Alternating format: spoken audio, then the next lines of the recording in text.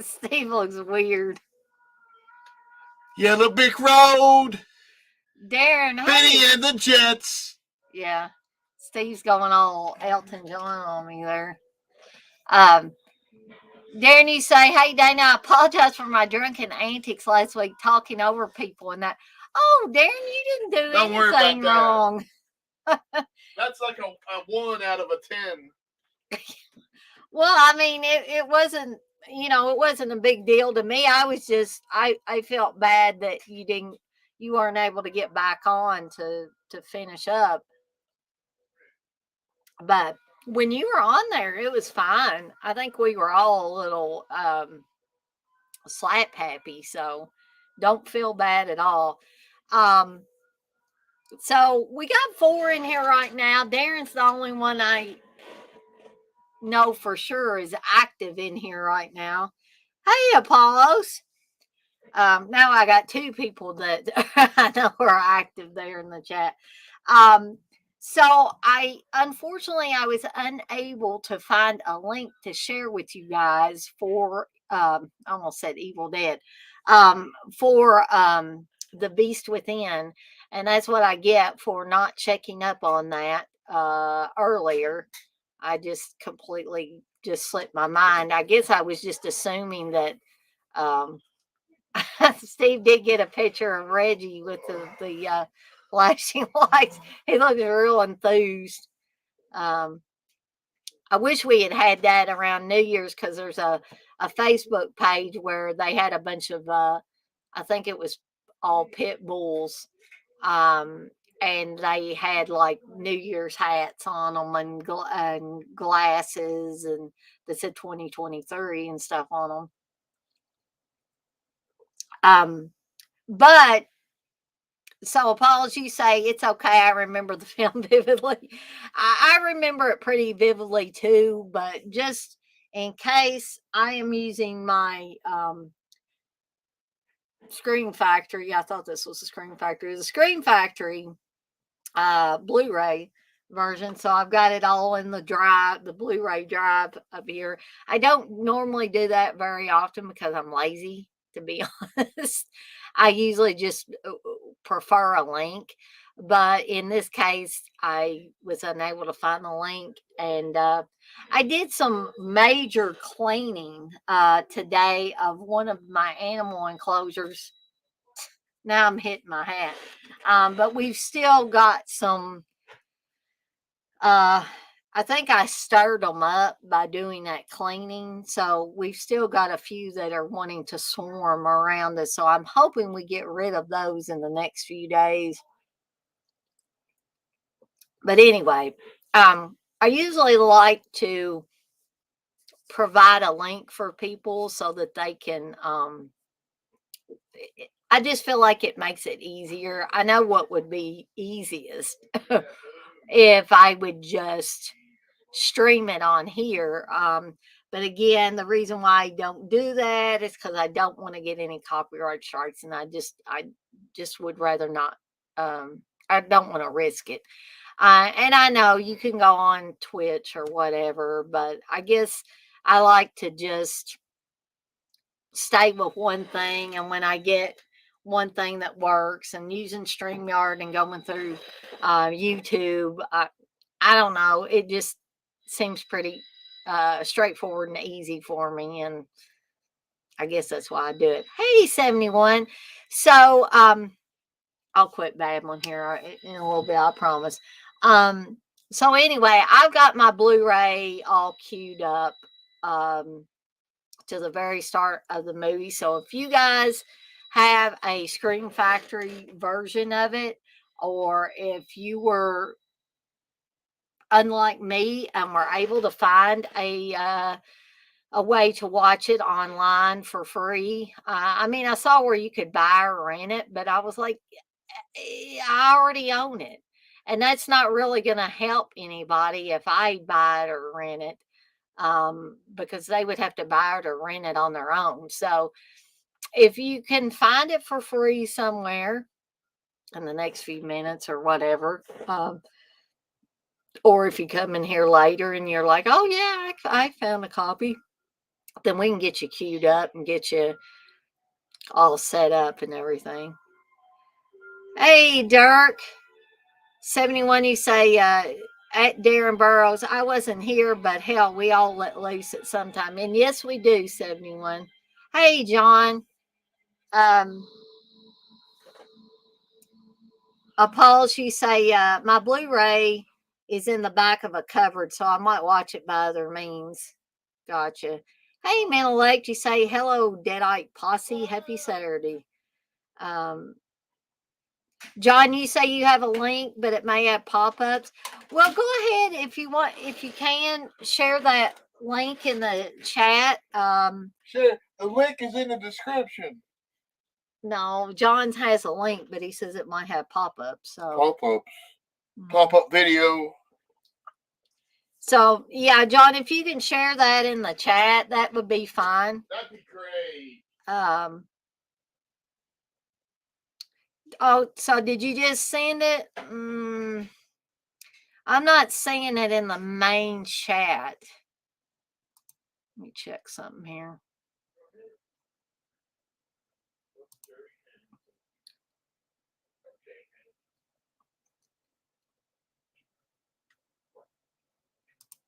Yeah, I didn't see it, John.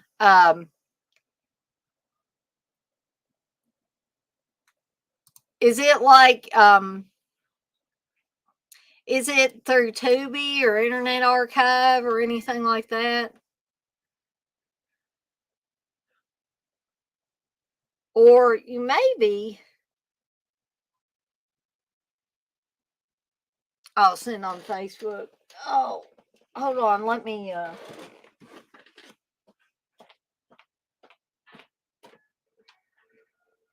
was that my phone? Yeah, I think John sent me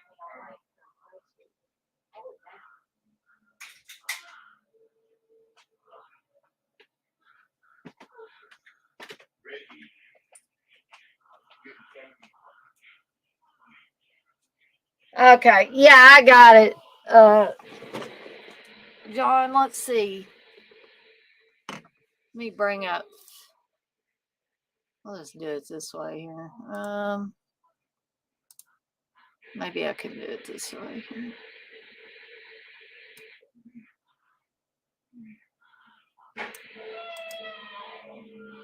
See if I can copy this and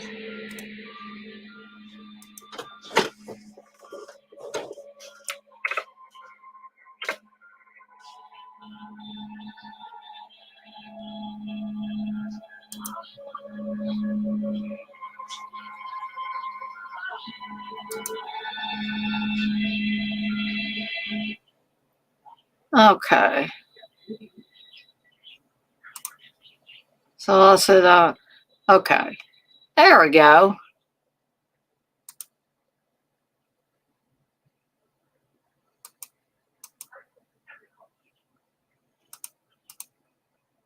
Okay, so what are you doing here?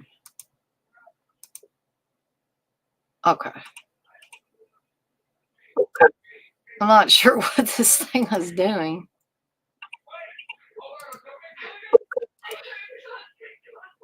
Yeah, I don't know. I don't know if it's I don't know for sure what it was doing for me, John, but I think I'll probably stick with my Blu-ray because it seems like every time I click on it to start the movie, it brings up this pop-up for ads about hating ads, and then when I click on it to try to get it to play, it goes to my stream. So I don't know. I'm not sure what's going on with there.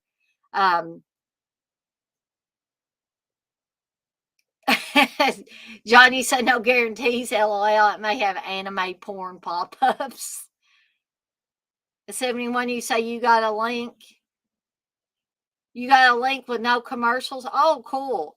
Are you able to post it in the chat, 71? John, you say, yeah, it's like a pop-up fight. LOL, I'm used to it, but yeah, it's annoying.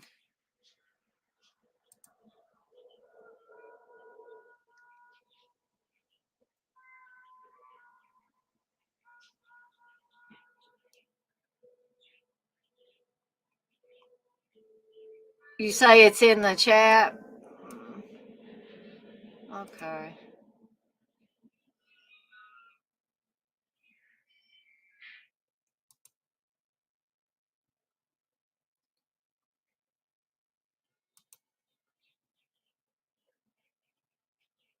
Yeah, I'm not seeing it in the chat. Is anybody else seeing it in the chat, guys?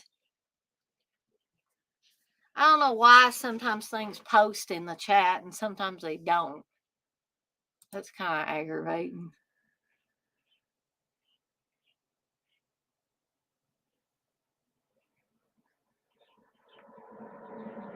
But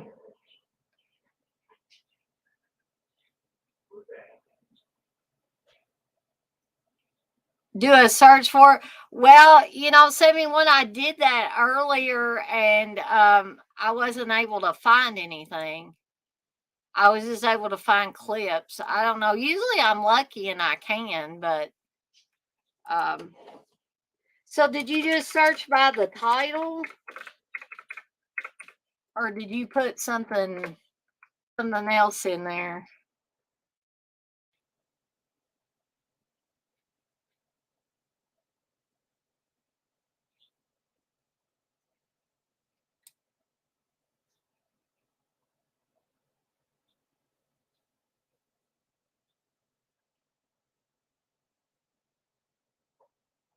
Yeah, I'm finding clips and things like that, but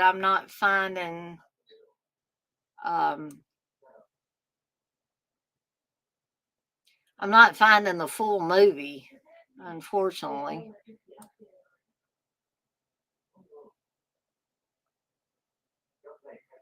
Unless let me see what this is here.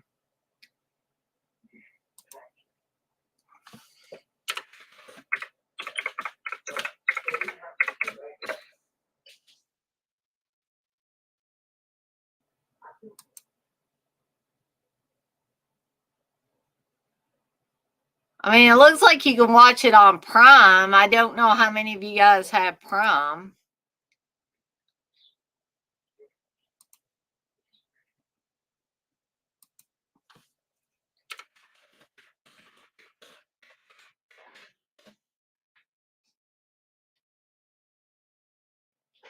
Well, maybe you can't for free. Golly, it's such a pain in the butt.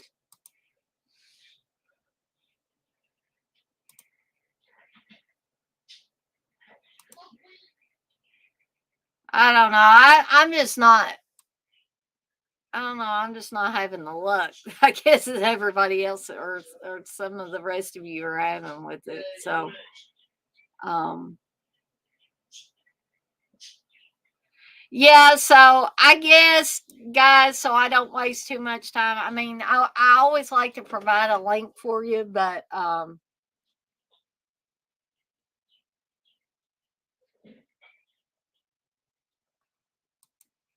so, John, you said that link will work. You just got to click through a few pop ups first, but I get it. It's annoying.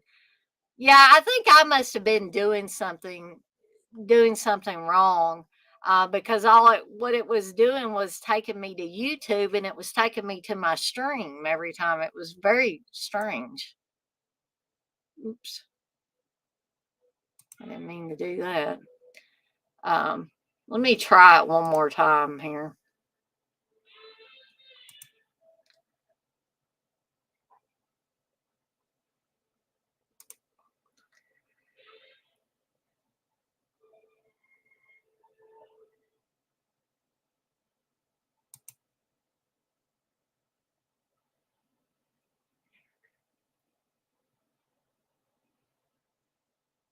I don't know. I'm not sure what it's doing here. It's just like keeps spinning. Okay. Then it took me to.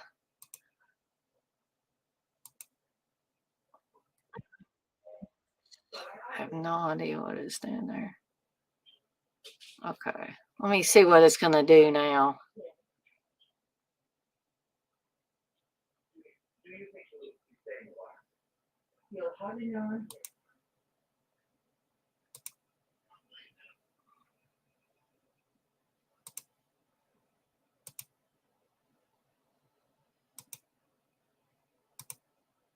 Okay. All right. Yeah, I guess you're right, John. It did work after after after I got it to do that. So, guys, if you want to, keep clicking on that X to get rid of that box that comes up there, and it may take you to, or it took me to like movieposters.com and then took me to a couple of YouTube videos, and then it finally went to where it was playing.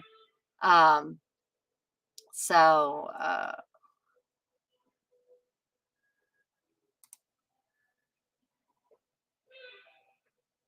yeah, and 71 unless I'm missing it. But I guess StreamYard's good for a lot of different things, but for some reason sometimes people go to post a link, and I don't know if it's like trying to censor it cuz it doesn't want people like getting free access to movies.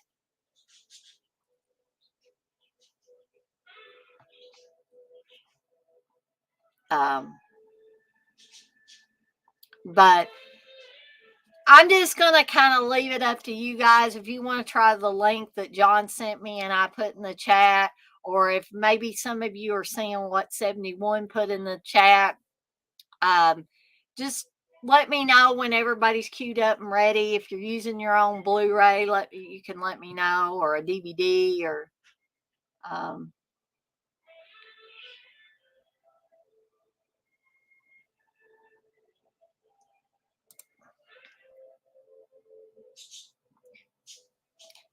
John, you sound like the guys in the back alley in New York selling fake Rolexes. LOL.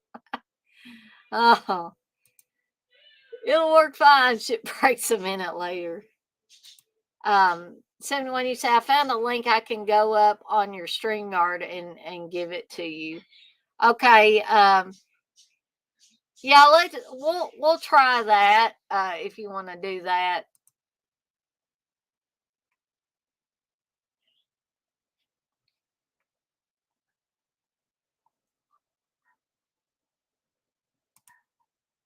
And we'll see here.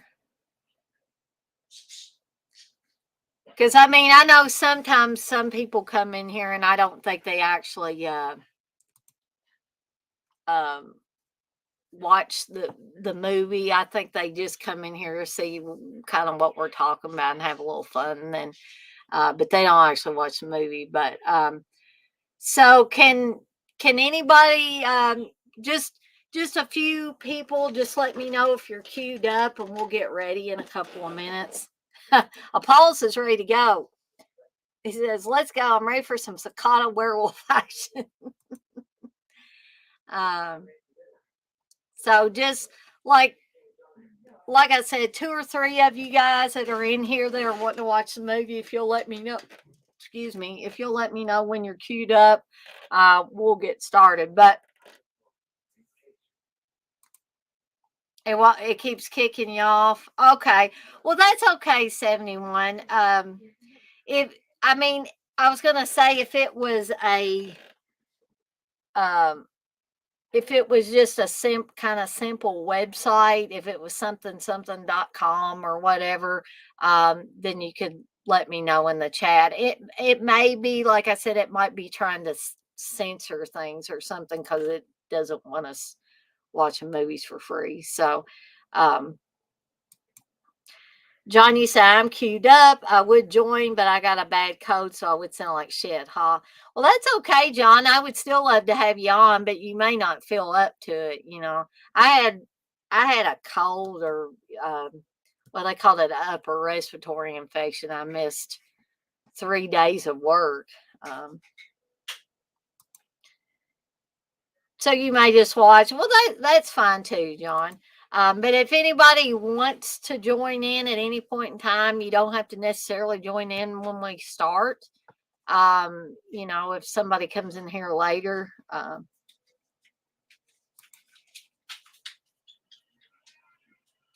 Doug, you say this works great, Dana. What are you talking about, a link or what, Dirk? In general. Steve. Um, so I guess I'm going to use this link, the one John sent to me, and I've got it queued up to the Metro Goldwyn Mayer, the MGM, the lines roaring, as me and Steve say when we do commentaries.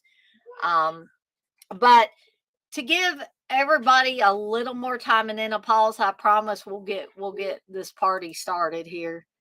Um, John, you said, did you get some vinegar syndrome stuff? I skipped on it. Um, are you talking about like the 10 for 10 or whatever that they were doing? I just never, I never found the time to actually sit down and do that. But I was to give everybody a little more time to get queued up and stuff. I was just going to show a few things that I got in over Christmas and otherwise. John, you say those overpricing bastards. Yeah, they are good at that. Um, but I don't know if I showed this one, but I just got not very long ago. Haven't had a chance to watch it, of course. But this is the 4K of Pulp Fiction. I didn't get the steel book. Steve got the steel book of it. I just got in, and this is a little delayed. This Blu-ray from Screen Factory's been out for a while, but with me doing the my dinner with De Palma streams, I was rewatching this, and I was like, yeah, I really like this one, so I think I'll go back and get it on Blu-ray. So I got Raising Cain in recently with the great John Lithgow. Um, I was able to get the Amityville Horror on 4K. And this one actually is a Vinegar Syndrome title, but I got it. I guess I think OCN Distribution or OCN Distributors is basically either Vinegar Syndrome or an offshoot of Vinegar Syndrome. And I got this for at least half of what they were originally selling it for through Amazon. And when it came in a Vinegar Syndrome box. It had the Vinegar Syndrome sticker on it and everything. And Steve was like, "What did you get?" Because he was like, he didn't think that I'd ordered anything from Vinegar Syndrome. I said I didn't. But it must have been Vinegar Syndrome putting stuff on Amazon and selling it cheaper. And I don't know if it wasn't used or anything. It was sealed up and everything, but it did not have the slip cover. And I don't know if that's why it was cheaper or because this has been out for just a little bit or a combination of both or what. But anyway, I was glad to get it. Again, haven't had a chance to watch it yet, but I hope to be able to soon. And getting it for half the price that they originally wanted for it, I think that's pretty good.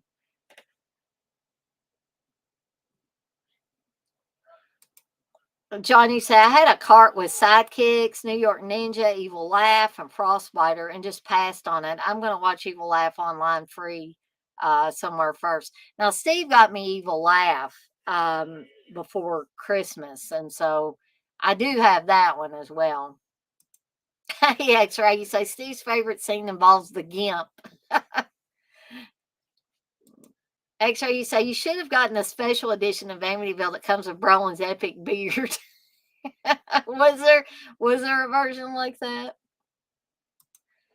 Apology, say I don't know if I could handle the spooky pig in the window in 4K. Yeah, I'll have to let you guys know how the pig is.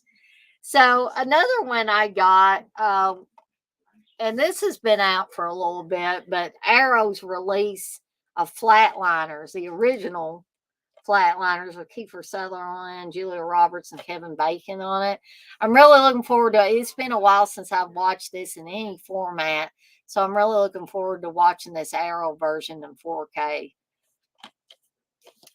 And because John kind of renewed my interest in Ghost Keeper, I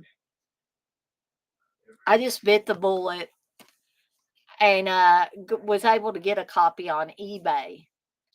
And I think I got it from the guy who's the moderator of the commentary on here. Jeff McKay.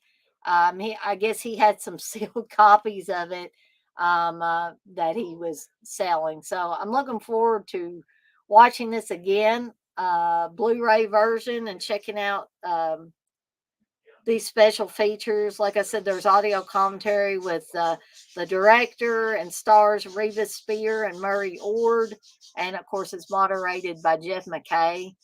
Um, a featurette interview with the Ghost Keeper created by Jim Mychuk. Alternate pre-credit sequence not approved by the director, and co-read trailers. Um, Johnny said Flatliners is good, underrated movie. I agree. Steve doesn't much care for Flatliners. I'm not sure why, but Johnny said, "Oh wow, I didn't know it had a Blu-ray Ghost Keeper." Yeah, unfortunately, it's a code red. I got lucky and found it for a lot cheaper than some of the other copies that were floating around out there. Or I probably wouldn't have got it. But yeah, I I had forgotten. This really has a creepy vibe. It's one of those, in my opinion, good old fashioned um, Canadian horror movies that I like, and I didn't have it, so I thought, what the hell, I'll go ahead and get it. Uh,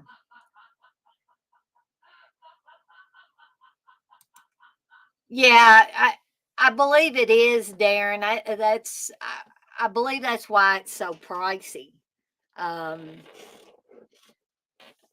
and why I didn't have much hope that I would find it as cheap as I did, because a lot of the copies were going $70 and up um, for it. So yeah, I believe it is out of print. Apologies say is Flatliners good? I've always passed on it because I wasn't sure if it was horror, sci-fi, thriller, or a teen drama. I wouldn't refer to it as a teen drama, but I guess you could say maybe horror, sci-fi, maybe. Um,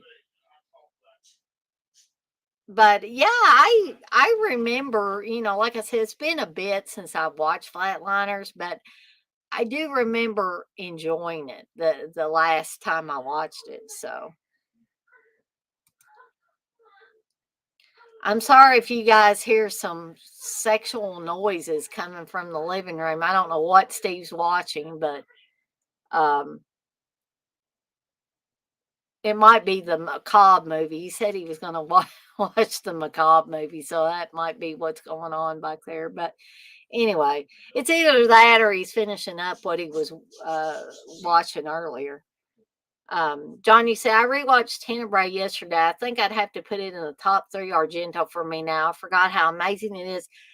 John, I'm so glad to hear you say that because I know that Dirk likes it really well too. But I always felt like I was in the minority of liking Tenebrae as much as I do. So it's really good to hear other people starting to say, "Hey, yeah, I really like that film. It's a really good Argento film." Yeah, I agree. It is amazing. Hey, Blissful.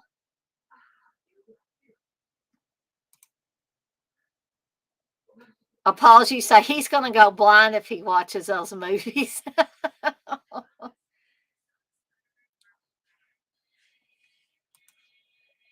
Johnny say Tenebrae is basically his last truly great masterpiece. I like Phenomena and Opera Fine too, but Tenebrae is his really last great one in my opinion. I Yeah, that it definitely has to be up there, John. Um, I really don't think Steve likes it as much as I do. I mean, he loves Deep Red, he loves Suspiria, but when it gets to Tenebrae, he just seems kind of like, he could take it or leave it. Um, but I love phenomena, but for opera, for me, opera has some great set pieces in it. There's no doubt about that. But my problem with the opera is it seems to me anyway, it seems slightly slow. But I don't hate it. It's just not up there for me as far as Argento movies. So I'm going to show two more movies, and then we're going to get this party started while we still got 9 people in here. But Steve got me these last two I'm going to show for Christmas. He got me. He knew I wanted this Back to the Future trilogy on 4K, and so that was one of the things he got me for Christmas. Sadly, haven't had a chance to watch or check that out yet. The other one he got was Earth Girls Are Easy on Blu-ray from the Vestron collector series, which again I'm looking forward to watching that. It's been a while since I watched Earth Girls Are Easy, but I remember liking it a whole lot.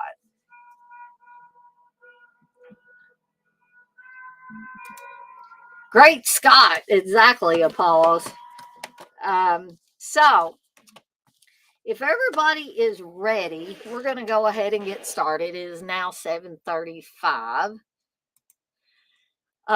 So I have officially switched over to the link that John gave me.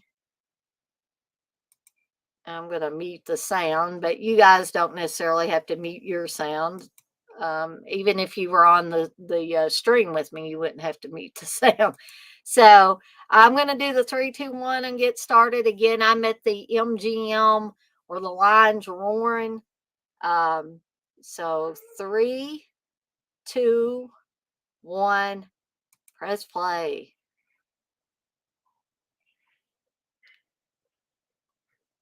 So the line finally finished roaring. Now we got the United Artists.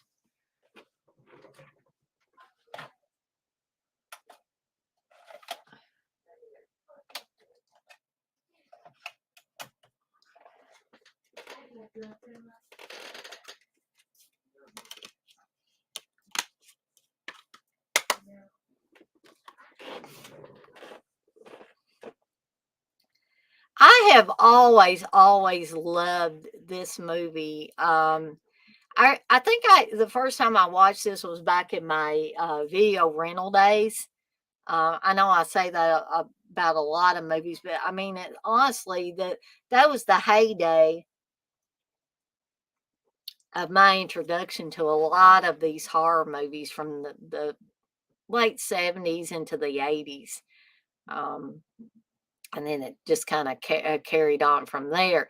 But then years after I watched it the first time around, um, the first time I ever saw Joe Bob Briggs, um, I caught him just by chance. I was channel surfing, came across Monster Vision, and I didn't even know who Joe Bob Briggs was. I didn't even know about him being on the movie channel or anything. I was like, who's this guy? So I stopped and watched it. I was like, this guy's really funny. And that night he was showing The Beast Within. So that is another reason why this has a particular fondness for me, because the first time I discovered Joe Bob was The Beast Within. He was showing The Beast Within on Monster Vision. And I don't know how many of you out there in the chat have actually got to see that Monster Vision version.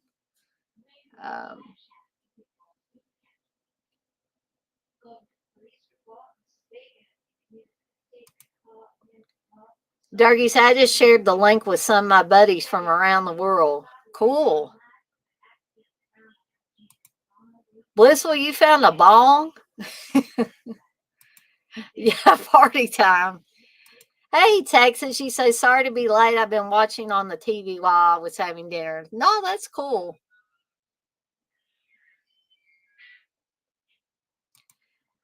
Dargies, I remember seeing it was banned in 50 countries is why I rented it.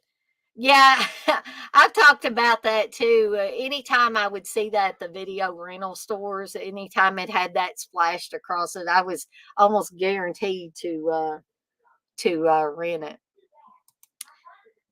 Joe Bob is great. He's a great actor. He's great at hosting movies and all that good stuff.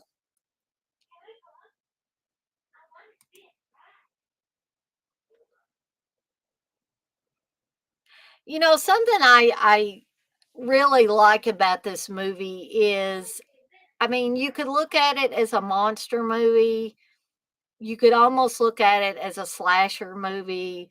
You could look at it as a transformation type of movie. I mean, there's all kinds of things that you could, this is kind of like a hodgepodge of different different things all rolled into one. Um,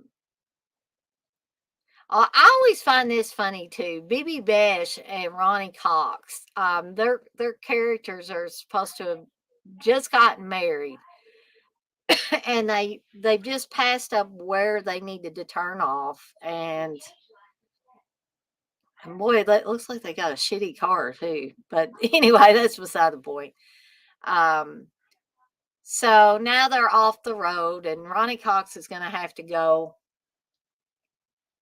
for help and leave his new wife alone in the vehicle here shortly. But it's obvious that BB Besh either has her hair fixed some way to make her look a lot younger, or she's got a wig on. One of the two. It just strikes me as funny.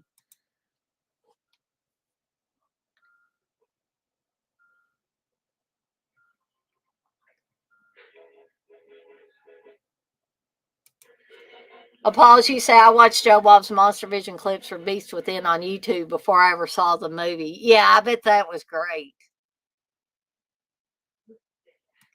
Darky said, I'm about to eat some bloody steak. I'm channeling my beast within. Steak sounds good. Apologies say, before he was limiting air on Mars, he was in the beast within.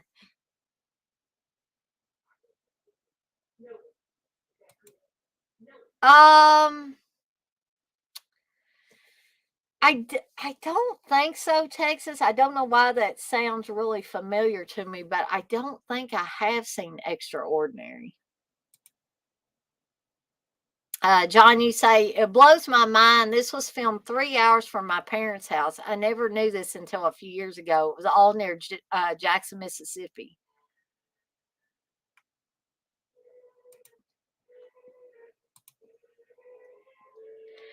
Oh, man, I just went back to the movie where I know it's not a real dog, obviously, but that just always hurts me being the dog lover that I am to see supposedly the dog get thrown against the tree, and then Baby Besh sees the dog carcass, and now she's getting chased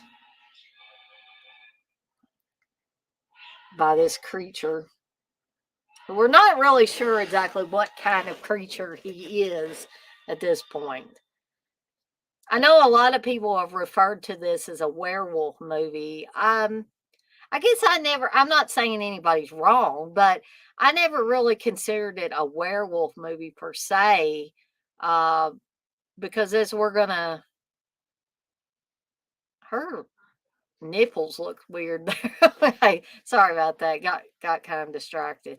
I'm just wondering if some of these shots are actually BB Besh or it's a body double. Does anybody know? Because it looked like her boobs got a lot bigger there in that one shot.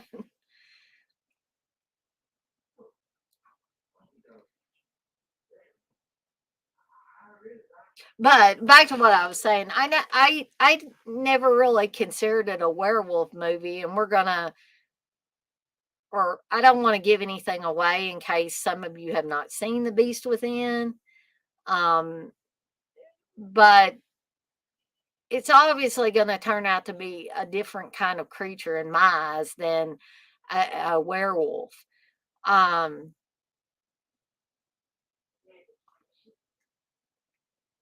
and of course, like with a lot of horror movies, there are some things in this that don't make logical sense. And I'll try to talk about those things when we actually get to them. Um, but Ronnie Cox is just about to find BB Bash in the woods. And she's all like covered in mud and leaves and stuff. And she's obviously been, we're pretty sure that she was, molested, raped by whatever this thing was.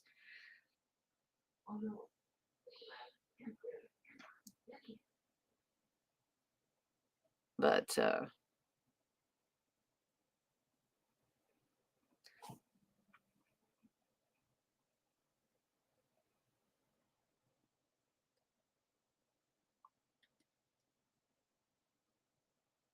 and so we're getting ready to move forward 17 years. I'm not sure why my version keeps pausing occasionally, but maybe it's, I don't know. But it looks like it pauses a few seconds, but it doesn't matter. It's okay. It's cool. Yeah, Jackson, Mississippi, 17 years later. And we're going to see another staple of a lot of genre films, and that's R.G. Armstrong. Well, not right here, but we're going to see him soon.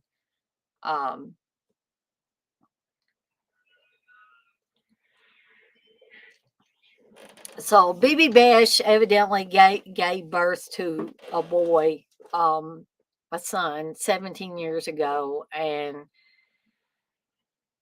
so they're pretty well sure that whoever attacked her, that the boy is the product of that unfortunate incident, but evidently she chose to keep the baby, and so Ronnie Cox's character has taken on the role as father, and they've just acted as if this is just a normal occurrence, that there wasn't any rape. I guess they're trying to keep that all hidden from Michael, their son.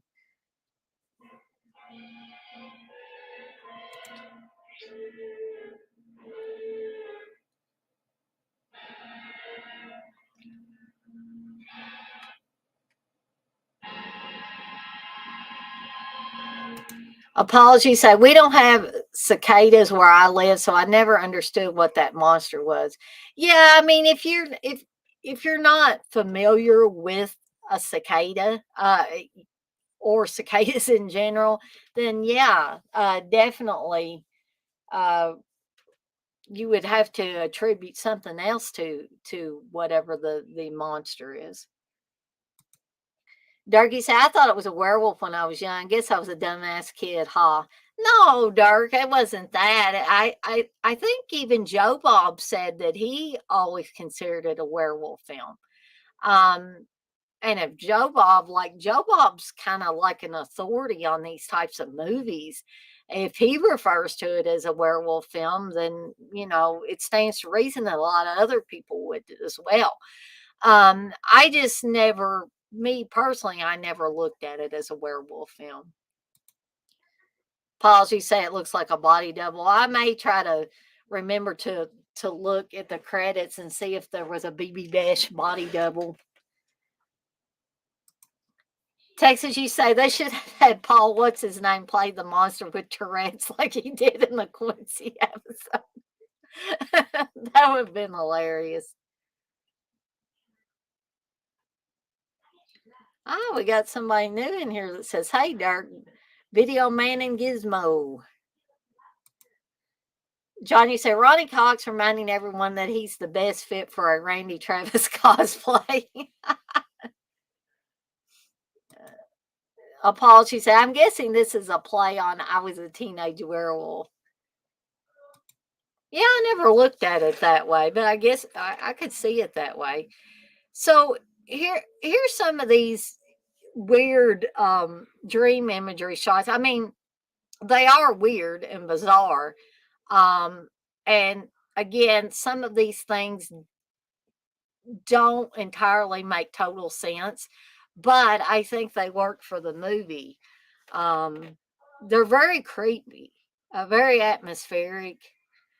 Um, and I all kidding aside, I think Paul Clemens was great for this role. Um,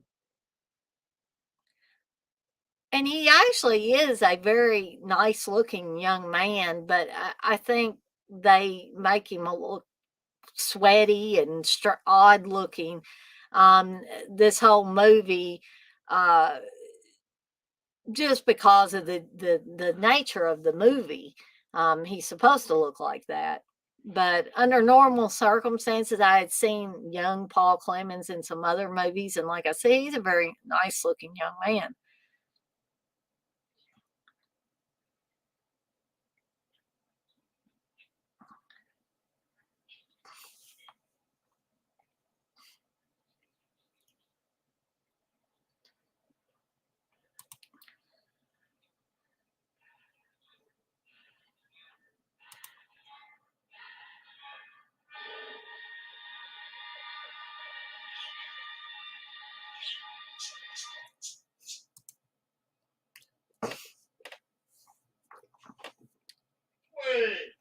So now they're going back to the area where BB Bish was attacked, to try to figure out if they, something that can help their son who is very, very sick.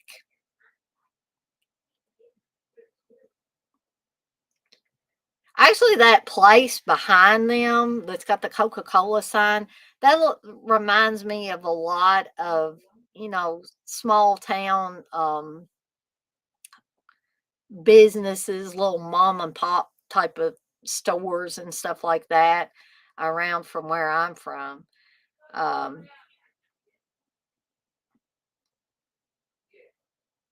this thing kind of paused a little bit again. I haven't had any ads yet, but it pauses every once in a while and then it will move forward. Well, I hope it's going to.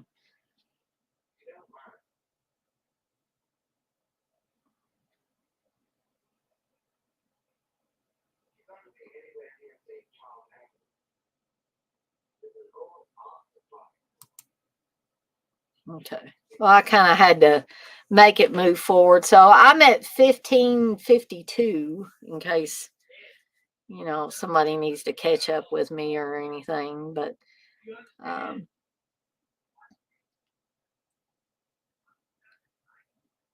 so another thing about this, and I'm not saying anything about, about towns like this that um, there's like inbreeding or anything going on, but it seems like a lot of these people are like almost this whole town is like connected to each other by blood. And I don't know if they were trying to say something about these small towns in the sticks in these areas or what, but there's some kind of bizarre characters in this guy here. You're gonna see him again later, and he just seems sort of like, I hate to say it, but like a type of guy that would want to molest kids or something. He's just very creepy. And the people that are all related, they're Kerwins. Their last name is Kerwin. And you're shortly going to see those people uh, getting killed off.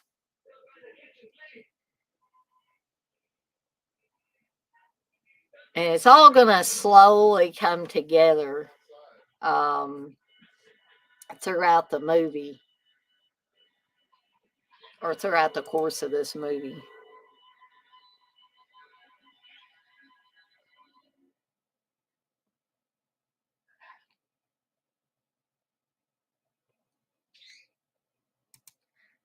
Dirk says Jackson, Mississippi. Dirk, said they mentioned Shreveport in here, which is always nice. LOL. Yep. John, you said they mixed up Jackson with Alabama. That's where the cousins are kissing. Or some people would say Kentucky. Some of that goes on. So just kidding. Video, you say, hey, I seen The Beast Within just a year ago or something. I don't have any nostalgia for it because I believe it was banned in Norway back in the days. Gotcha. But okay movie, good dark mood in it. Yeah, I agree. Very, very dark mood, dark atmosphere, all of that.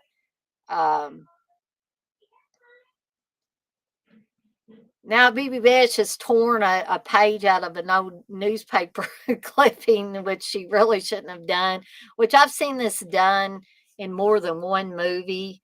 And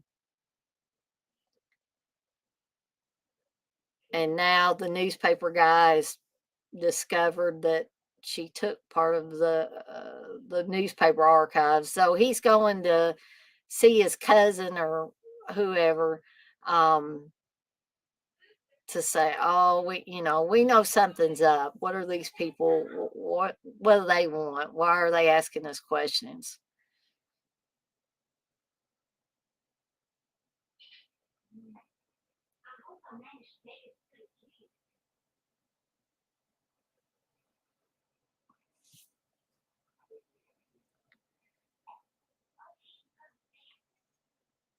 This guy here is sort of like the acting's not on caliber of Sam Elliott, but he sort of reminds me of a Sam Elliott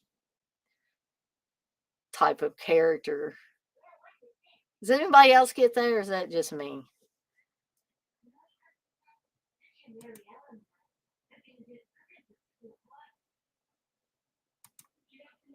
Dougie said, Dana, this is my buddy Gizmo. He's a director. He did Christmas Blood. Awesome. Okay. Well, I guess, can I call him Gizmo? Can I call you Gizmo instead of Video? Or because that'd probably be a little bit easier for me.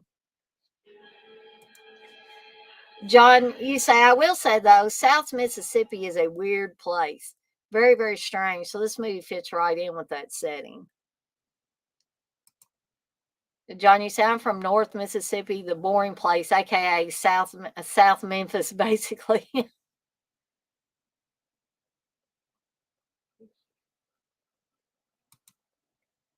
Robert Long, you say she was Samantha Mathis's mother. Yeah, discount Sam Elliott, Dirk. You say, but he's good. Yeah, he works in this movie. Definitely. But that's what I think about when I see this guy, Sam Elliott.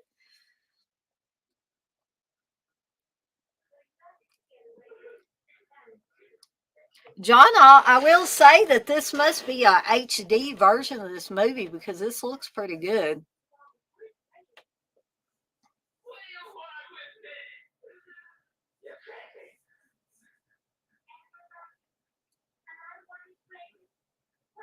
It looks like Michael's pulled out his IVs.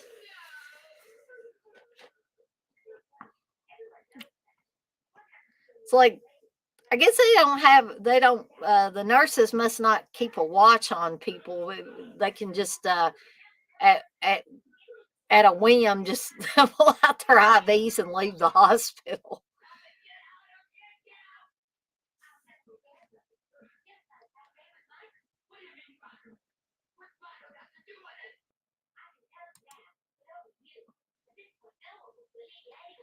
So Michael is looking a little.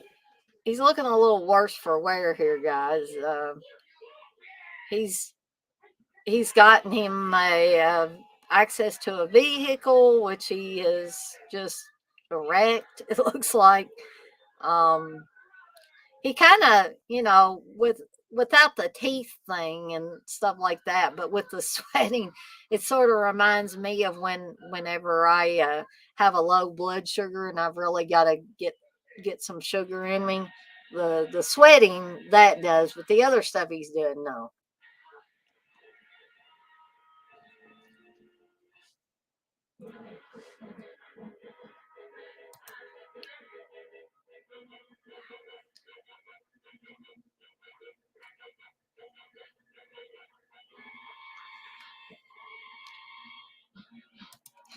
John, you say R.G. Armstrong is always a great character actor. Yes, he is. I love R.G. Armstrong.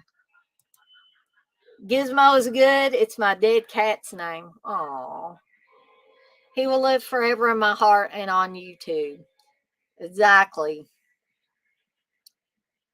Texas says, "Welcome, Gizmo." Yes, welcome. I hope you're able to join in on some more of my streams.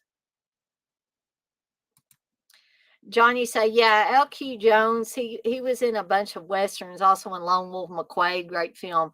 He does look like Sam Elliott. LOL, Dollar Tree version."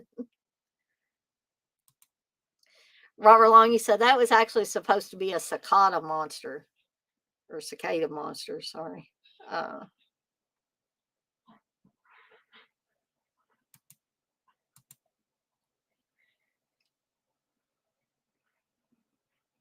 awesome.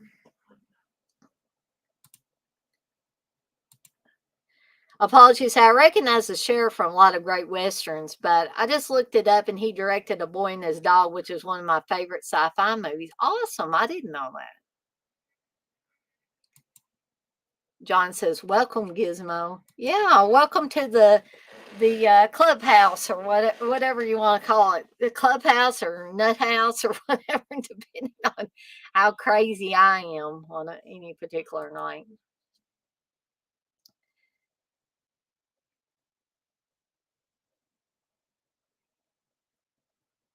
So Michael is pretty much trying to figure out what's going on with him. Why is he so sick? Why is he having these nightmares about someone or something in a cellar and all of that?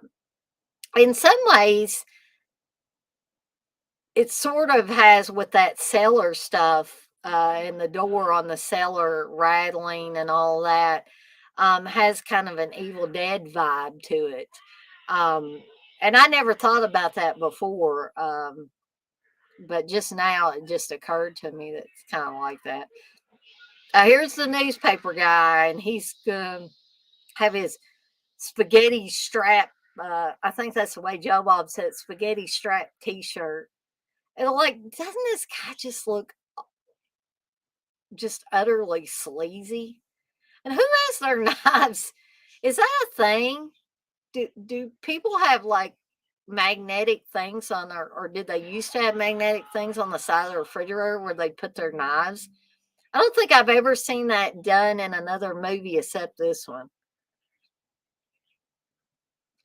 So the newspaper guy thinks Michael is the grocery delivery boy.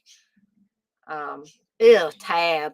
I remember my mom used to drink Tab. I don't know why. Out of number one, my mom was always really slim, and so she didn't need any kind of diet drinks. But if you were going to have a diet drink, why on earth would you drink Tab? I just think Tabs are so nasty. I think they have saccharin in them. I don't even know if there's are Tabs still around. Actually, guys, you can help me out with that if you want, because I'm not really sure if they are or not.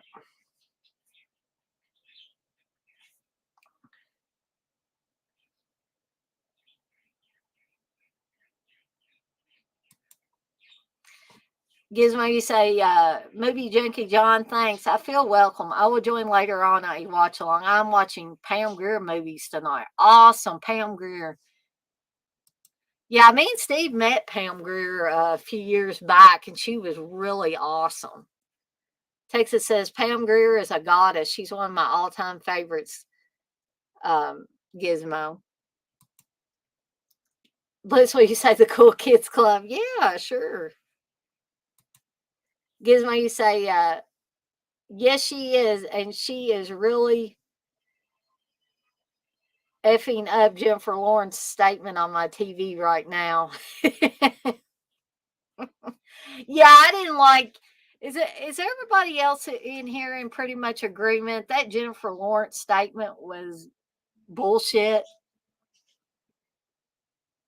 Of course, Steve tried to take up for Jennifer Lawrence and saying, it was taken out of context. That wasn't how she meant it. But I was like, I don't know. It just sounded shitty. You should think about the way you're saying things and the way it might be perceived before you say something like that. Texas, you say, nice. Coffee and Foxy Brown are classics. Robert Long, you said that guy played on a Scrooge, the Bill Murray movie, the newspaper guy. Awesome. I'd forgotten about that. It's been a while since I've seen Scrooge. Apologies, say someone stole this man's chin. Yes, John, she's great in Jackie Brown too. I totally agree. John, you said Jennifer Lawrence has about as much charisma as a ham sandwich she's done. All right, John. I get so tired of people around here, especially going on about Jennifer Lawrence. Just because I think she's from Louisville or something. Big Wolf. I'm from freaking Kentucky. I live in Louisville now. I've lived in Kentucky all my life, and I could give a shit less about Jennifer Lawrence. Just because she lived in Louisville or lived in Kentucky doesn't mean that we all got to bow down to her. Dirk, you say, yeah, Jennifer Lawrence was praising herself a bit too much. I agree, Dirk. John, you say, all right, she's a Kentucky girl. I forgot. Johnny said, Winter's Bone, right? That was a local movie. Yeah, I believe so. Yeah. Johnny says she's done okay movies, but yeah, whatever. I don't love her stuff. Yeah, I don't either. I think Steve likes to go on about how good looking she is, which I could give a shit less about that too. So now Michael, I think he finished off the newspaper guy while I was talking, which was a pretty cool scene. I always liked that scene. Um, the blood splashing up and just that whole and I think they show kind of like a replay of it a little later. But then he went over to the young girl's house and Amanda's house, and he doesn't know it yet, but Amanda is a Kerwin because her father is a Kerwin. Um, so Michael has fed. Okay, yeah, there's a little flashback there, um, where it actually goes into more detail with it. I just that shot. Maybe I'm weird, but I just think that shot's great of the guy's foot smashing into the ground beef and the blood is spattering. I don't know. I just kind of think that's genius as far as these types of movies. I just think that was a really great shot. And there's R.G. Armstrong. Well, there's Ronnie Cox, but R.G. Armstrong's in this scene as well. But Michael's feeling better because he's fed. Um,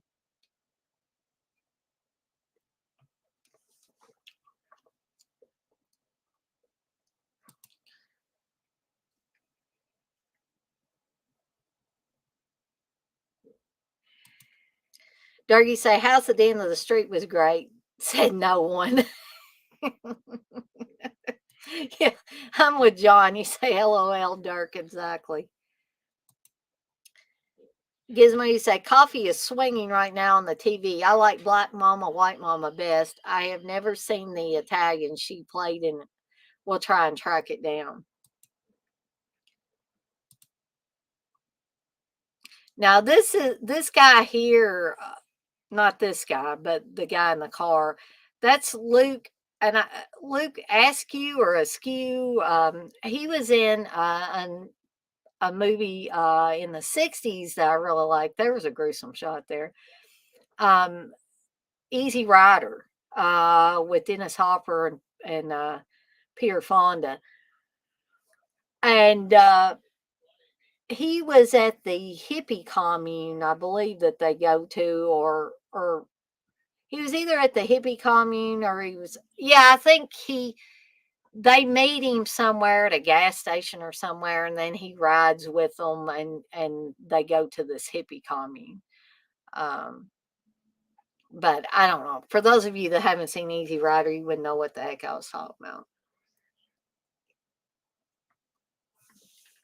So Michael is declaring that he likes it there and doesn't want to leave.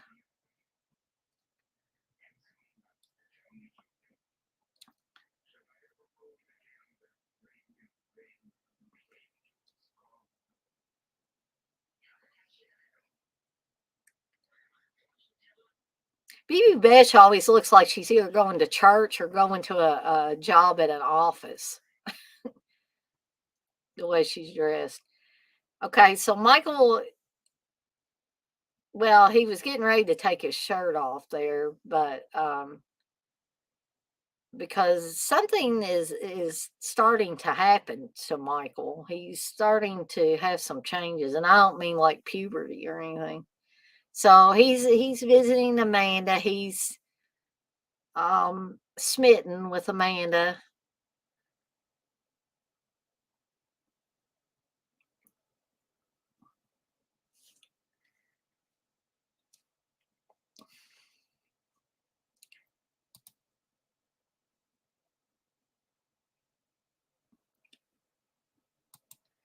Johnny say years later, Ronnie Cox will move from Mississippi to Detroit, become a corporate bigwig, and get shot out of a window by RoboCop. So, Texas, you say she's great as a junkie killer in Fort Apache, the Bronx. It's a small part, but she's great in it. Darky say, Dana, have you watched Evil Dead Rise trailer yet? Raimi claims it's the scariest of the franchise. I thought I had already seen it, Dirt, but I think I'm going to have to actually sit down and actually watch it. I'm hearing a lot of different things. Evidently, Curly Jaws thinks it's epic. So he wants me to go or wants to be on a stream with me so we can discuss it at some point in time, hopefully in the near future. So yeah, I really got to get my butt on that and watch it. Apologies say of course he would. He has a vested interest in it, like a Poltergeist remake. I still love Sam Raimi, but yeah, I totally get statements like that. So here's another thing. I don't know, like, I understand Michael's motivation for wanting to go out in this swamp area, but like he he takes Amanda out there, and it's like she's going on about how she doesn't like it because there's all these bugs and it's kind of gross and all that. And then like they're gonna start making out here, and like that is definitely not an area where I would want to be making out at.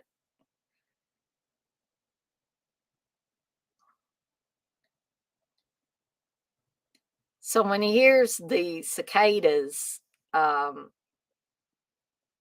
all these things seem to come back, these buried memories or his nightmares and stuff like that. It's almost like he has some kind of telepathic communication with his real father. And again, we're going to see more of this as the movie moves along,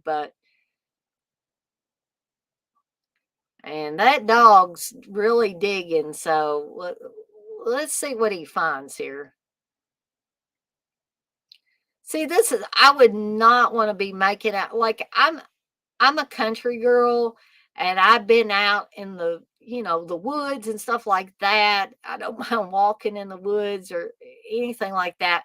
But I would not be wanting to lay on my back, like making out with a guy in the middle of the woods and all that dirt and leaves and stuff, especially not in that nice jacket. Uh, and the dog just dropped a severed hand on her.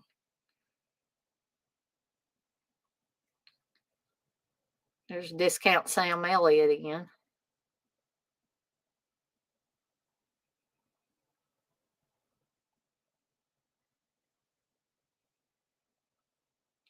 And here comes Amanda's father. And he's going to be the example, and Joe Bob has talked about this, of like sadistic 80s horror movie fathers. They're either sadistic and want to hit and slap around on the kids, or they want to have sex with their daughters, or both. And we're never really sure about this guy, if he's wanting to like have sex with his own daughter, but he is rough with her.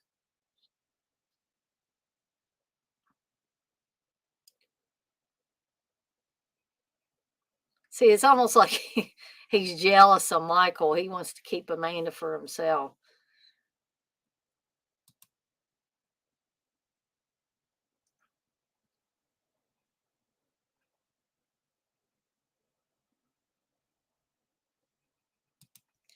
John, you say visually Evil Dead Rise reminds me of the remake. I would almost think it's a sequel to the remake, but I don't know. Yeah, see, that's the only thing I'm worried about there, John, because I didn't like the remake at all. But I am also like you in that I'll watch it anyway. I'm gonna give it a try. There you say, yeah, he has to promote it. Oh, that's okay, Darren. You say, sorry, not commenting much, writing notes for the podcast tomorrow. That new Evil Dead trailer does look good, but I'm still wary. Yeah, I, I've still got, I'm kind of guarded with anything, especially with people saying that it seems to be similar to the remake. Darky say, yeah, John, but looks like it's the same timeline as the old one. Apologies, say, I'm a little disappointed by it. The original Evil Dead is so creative and surreal at times, and these new movies are just getting more bland and standardized. There might be good gore, but no invention. Exactly, Apollos. That's a very good statement. I wish, sadly, I wish a lot more people realize that. And I'm not saying anything about anybody that liked the remake, but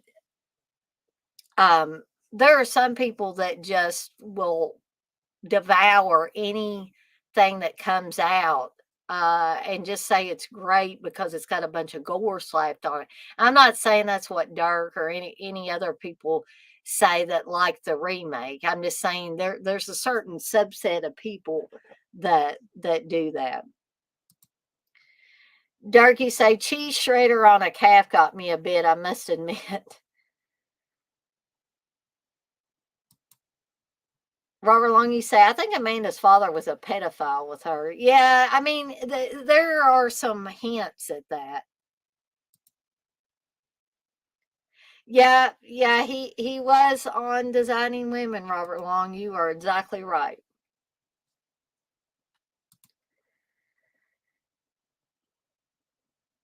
So now they've unearthed a bunch of skulls and things. I guess somebody's been, stealing bodies from the local cemetery and taking them out there to the swamps.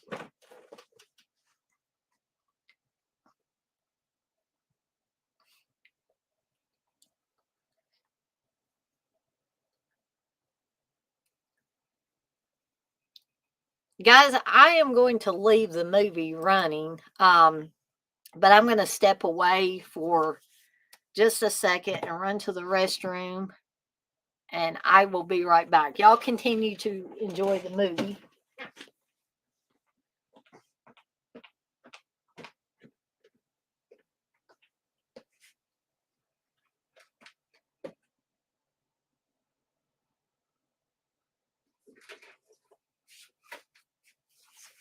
hole.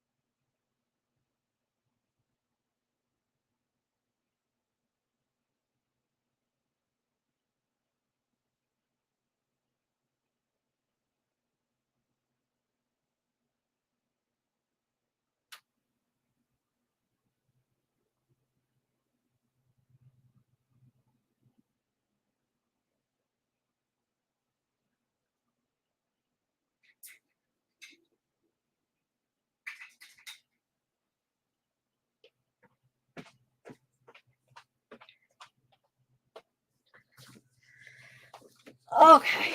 Let's see. Durgy say, I love the Evil Dead remake, but it's still third in the franchise.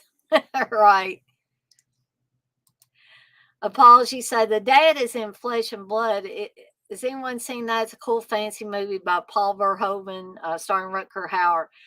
I think Apollos, I've heard of that one, but I don't think it's one that I've seen actually.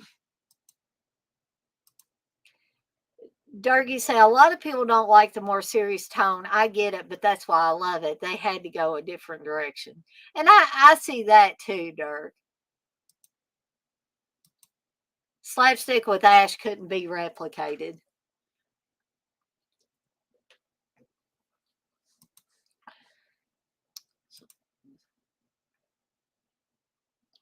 So I don't know if anybody can see probably not, see my little heater back here that looks like a little fireplace, but the light had went out in it and I finally got the light replaced. And so now I got my fake flames back, which I actually love. Not that anybody really cares about that, but so now Michael is coming upon a friend of Michael's real father. Um,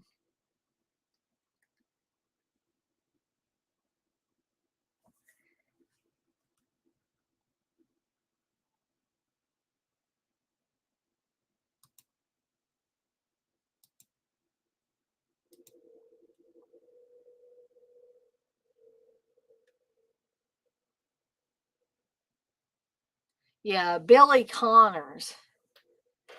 Um, And so, see, remember when I said a little bit earlier that it's like Michael has a telepathic link with his real father? It's almost like Billy Connors is talking through Michael now and talking to this guy that used to be friends with Billy Connors. And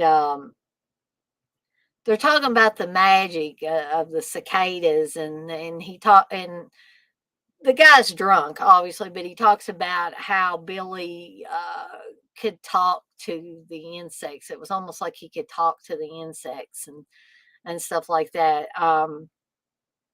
It's a few steps up from like how Jennifer Connelly's character kind of is, like in Phenomenon, where she has that connection with the insects. Um,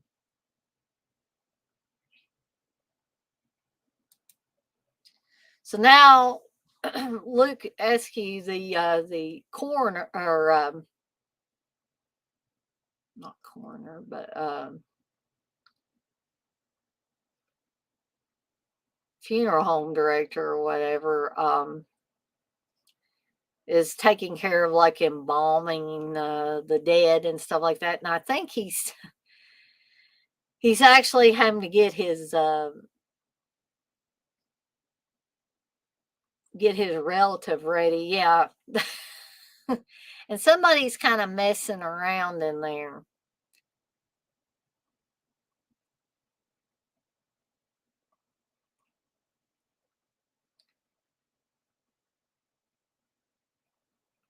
Yeah, he says, I'm going to put you in Uncle Edwin's place, because he's thinking it's kids that are kind of messing around with him, the neighborhood kids.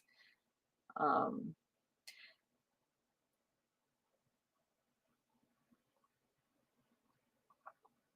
so coming up, I think this next kill that's coming up pretty soon is pretty cool as well.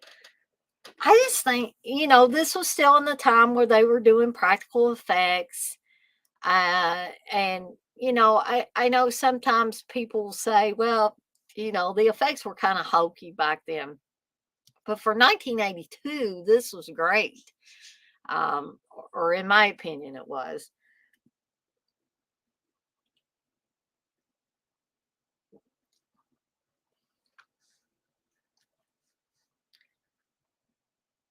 Uh oh.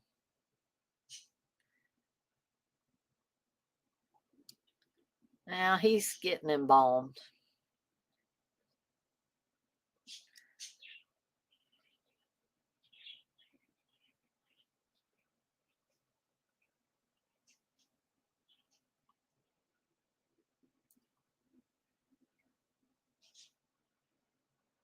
With the topless body of a woman back there.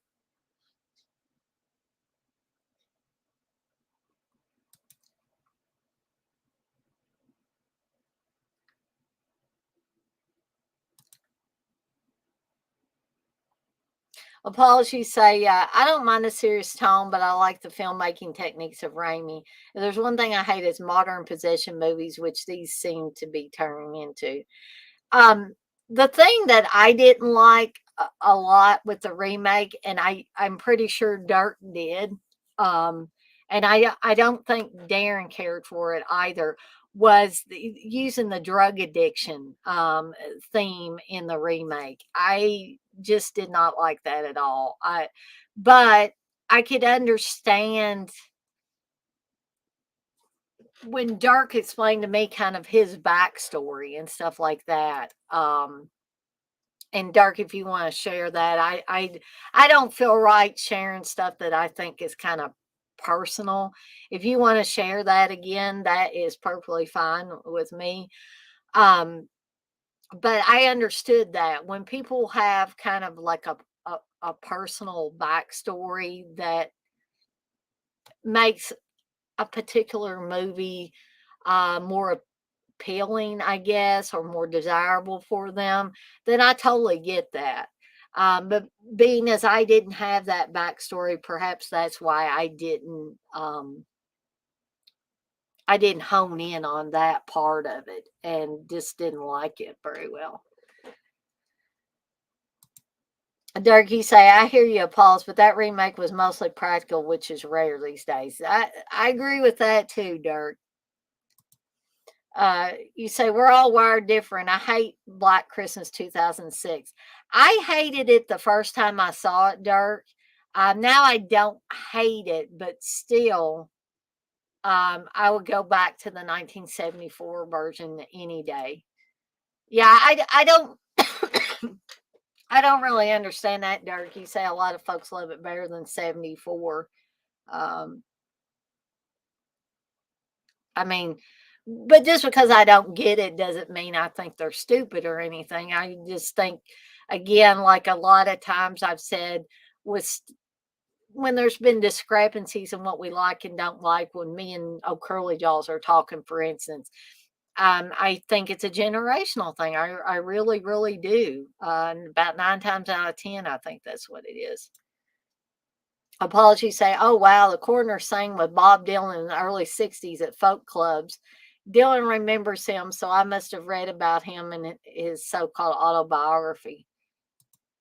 That would make sense that Luke Eskew was had a connection with Dylan. That would totally make sense.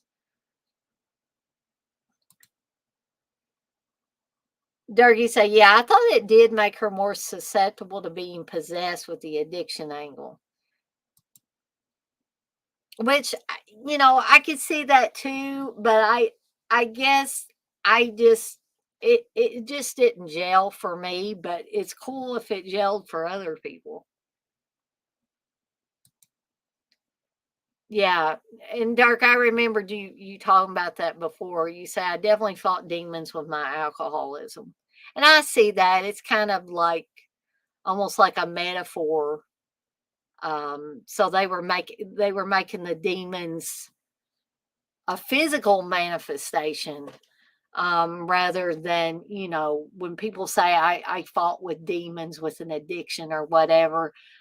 It's not actually a physical demon, but in the Evil Dead remake, they actually made the demons a physical manifestation.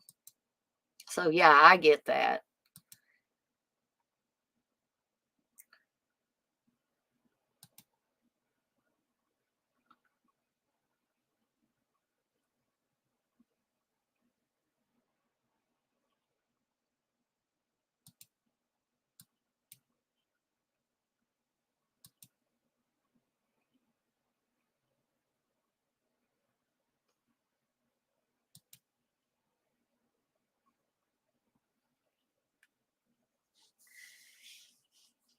So this is a part where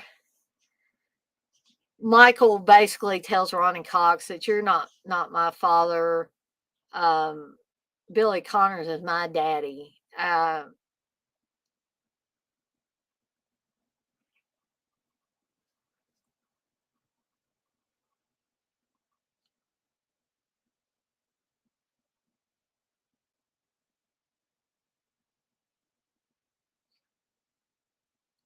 And this look of hurt in Ronnie Cox's face here is actually looks pretty real.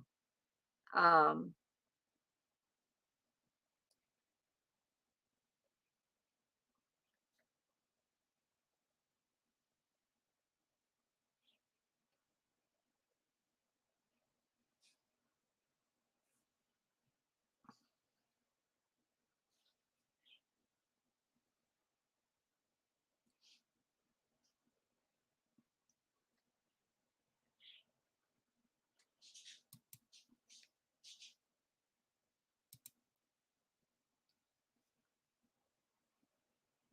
Dougie said, "Thank God the good times ain't what they used to be."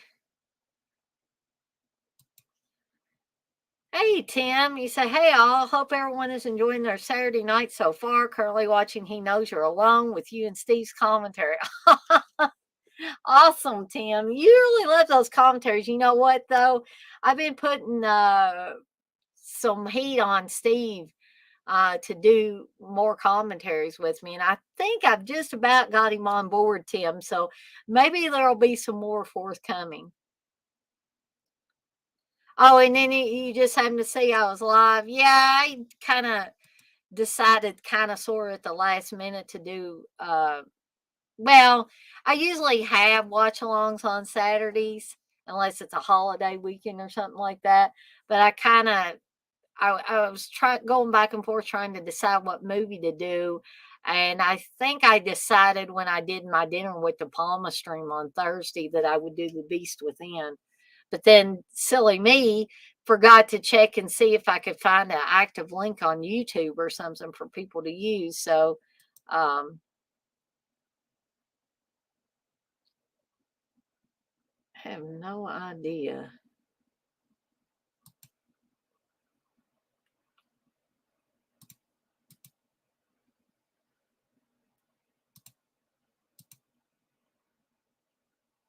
Why this thing keeps pausing. I don't think it's anything to do with my internet connection, but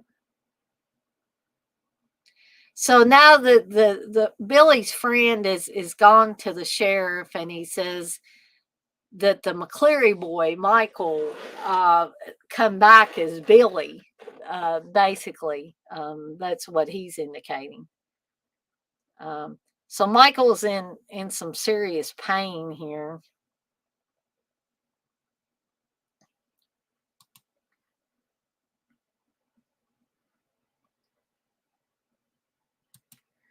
Apologies say, yeah, I prefer horror, which isn't metaphorical because it puts it in a box. I think that's why I like Lovecraft, for example, because the characters don't have a previous trauma or a bad relationship. Well, and two, Pauls, that's why, and I've said this before, I'll say it again. That's why I like our little group, our little growing group, thankfully.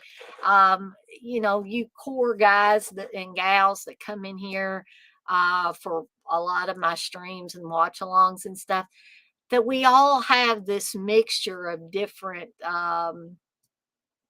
ideas about what makes a great horror film.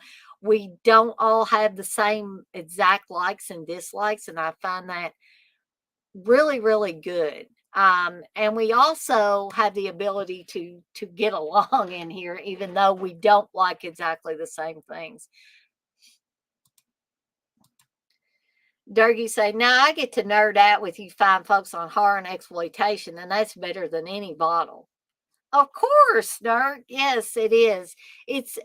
And I do, seriously, I do agree with you on that. That I think, even though thankfully I've never had to deal with a serious addiction to drugs or alcohol or anything like that, thankfully. I made some mistakes with alcohol, um, which I don't want to repeat.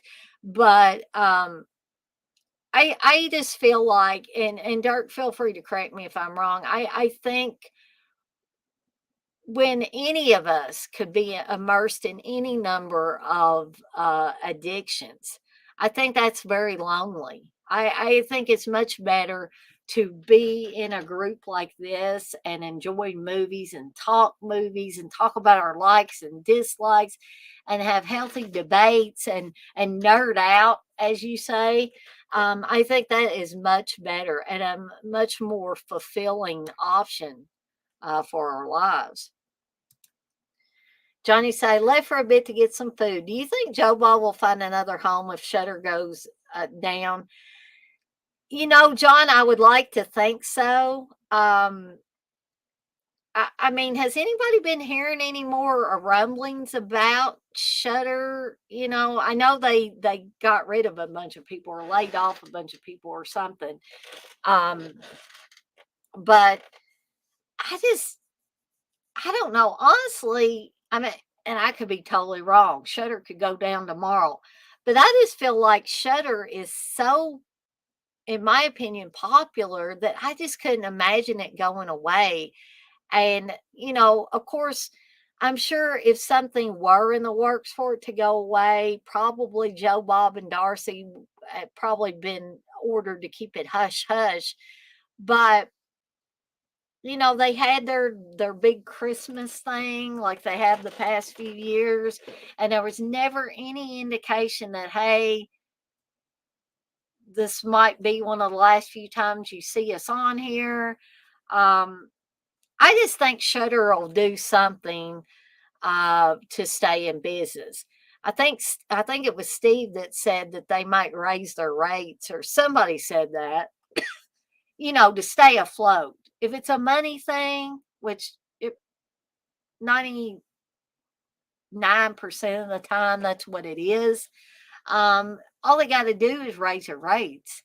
I mean, how many times has Netflix done it?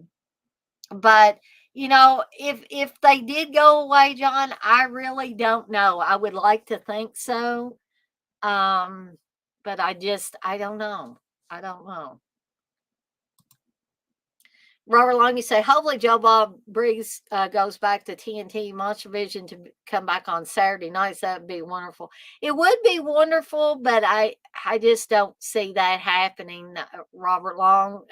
Personally, just because Monster Vision had a time and a place, and I think that time and place has come and gone. Just like with the movie channel. I mean, I don't think he could go back to the movie channel or anything like that. Um, Johnny say, I wonder how he would do on YouTube straight up. Now that's interesting. That's an interesting thought. Johnny say, if AMC had balls, they would put them on Friday night. Yeah, exactly.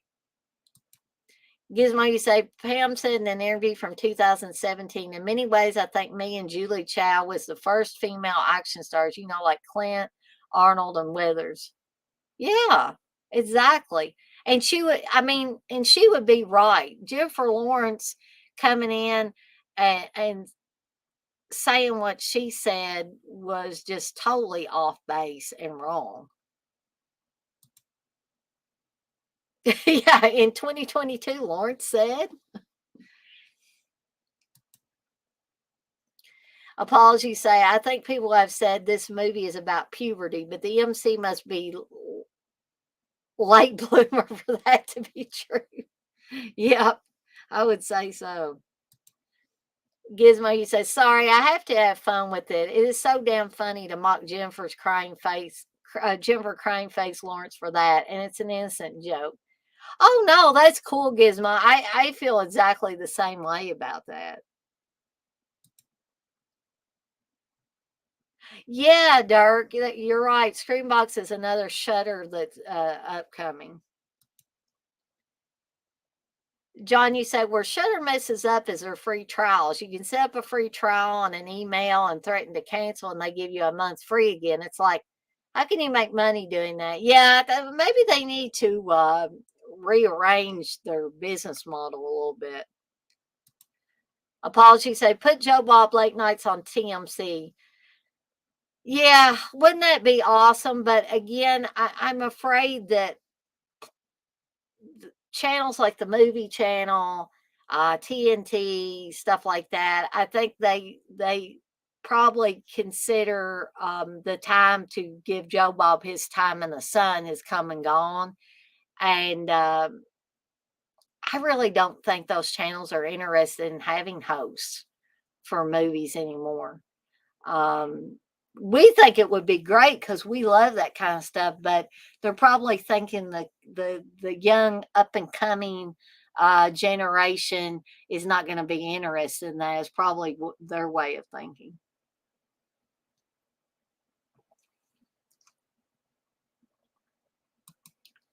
Johnny say most subscription models get away from that now. Yeah, yeah. Maybe I'm hoping Shutter will wisen up a little bit, and hopefully they won't go under, and hopefully we'll get to enjoy some Shutter entertainment for some time to come.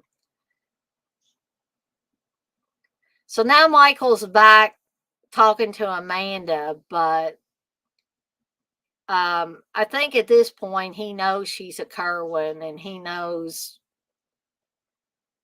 what the inevitability is if he stays around her.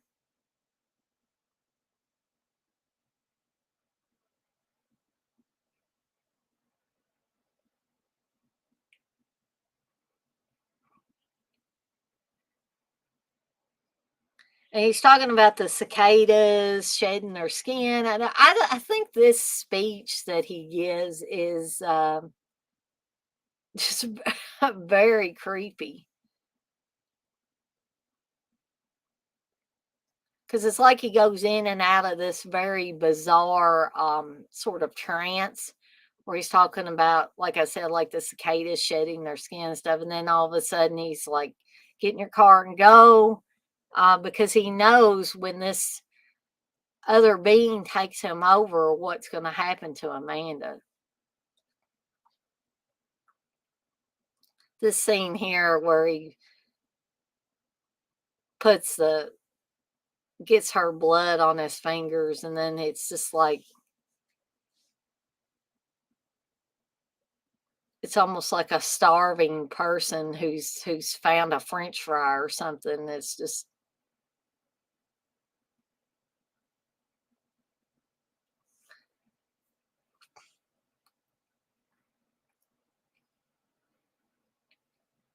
and this always kills me because he's already told her to get in her car and go, and she's like wasting so much time. I mean, I know she doesn't realize that he's about to become something else, and he could do some major harm to her. Um, and this is probably meant to build tension as well.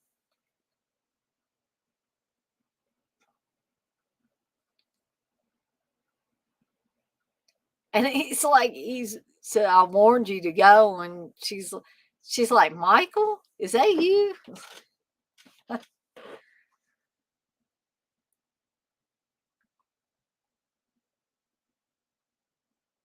He's got some strength there.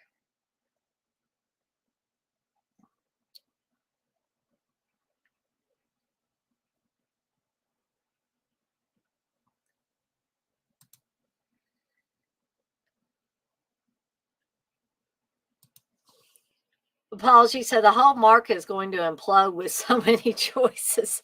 Yeah, sometimes I think that too. There's almost too many choices for me. I mean, me and Steve both got our collections of movies. There's all this streaming stuff. Steve's got stuff on the hard drive. Sometimes it's there. There is just there's too much entertainment, and it makes it hard to pick something sometimes. Robert Long, you say, did you ever watch Chiller Cinema with Dr. Gangrene? I don't think I did, Robert Long. I'm gonna have to ask Steve about that. He may have watched it. John, you say Dr. Gangrene lives near me. He's a nice guy. Oh, that's cool. Robert Long, you say, yeah, I like him. He's pretty cool. Apologies, I've just realized this isn't a werewolf movie. It's an evil twin movie. He's fighting a consciousness inside him. Yeah, sort of. Yeah. Darky said, I love the Arrow app and ad free Tubi. Yes, I definitely love ad free Tubi. I was actually hoping that I could find the Beast Within on Tubi, even though I know that Darren's not able to access Tubi, but some of the rest of you might have been. Um, but I wasn't able to find it on there. Johnny said, I've never in my life seen a living cicada, always the shell. Oh, really? I remember once when I was a kid, the cicadas came.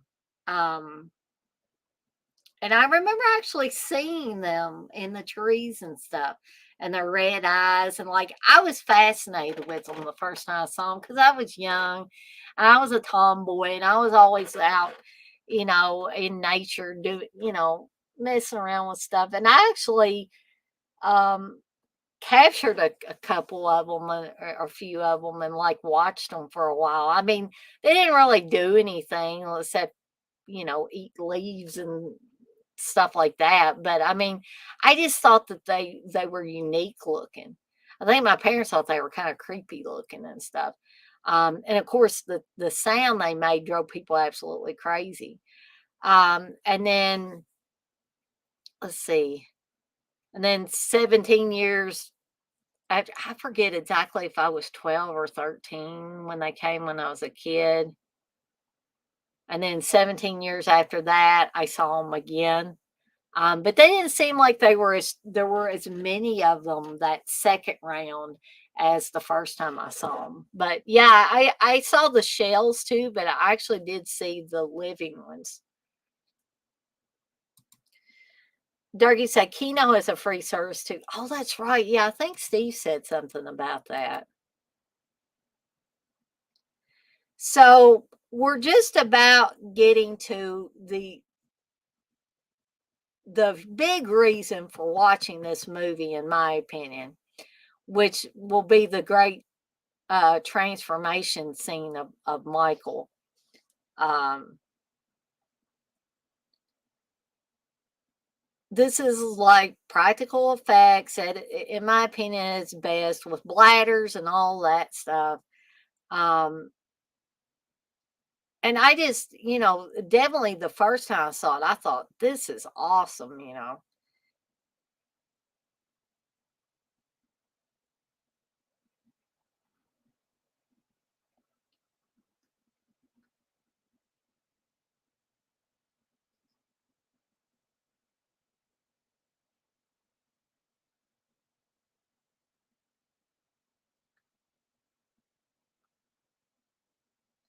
And I think some of you might say, well, it's all in the makeup effects, but I think Paul Clemens does an excellent job here of, like, even before the transformation happens, when this starts, him jerking off the bed, evidently seeming like he's having a seizure.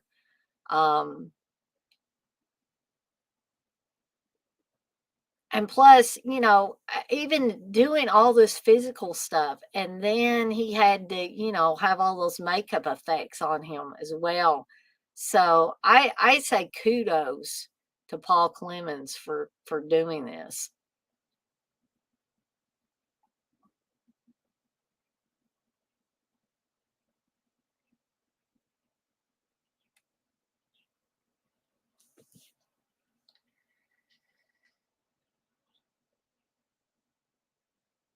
And actually, there's not a whole lot left of this, guys, because we're about an hour and 16 minutes in. This is about hour 38.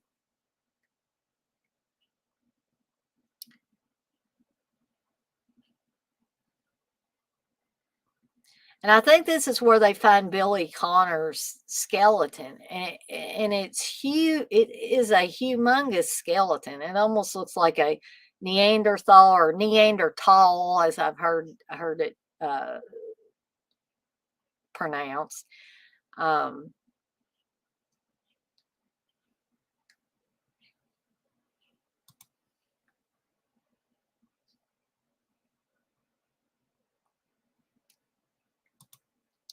Gizmo said Keno has two of my films for free. Awesome. Gizmo say, have you told the people, Dirk, that they should join Pops, you, Brad, and me on our channel for movie talking shit? We begin in 90 minutes.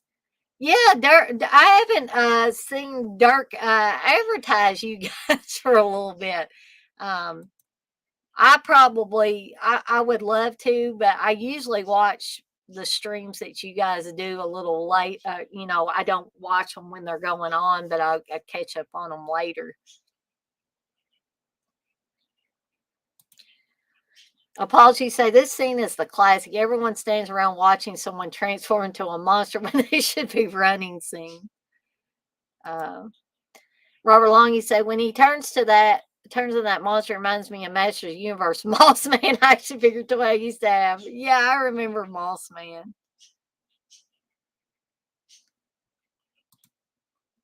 So Michael is really looking weird about now. I honestly, I think these are some great effects.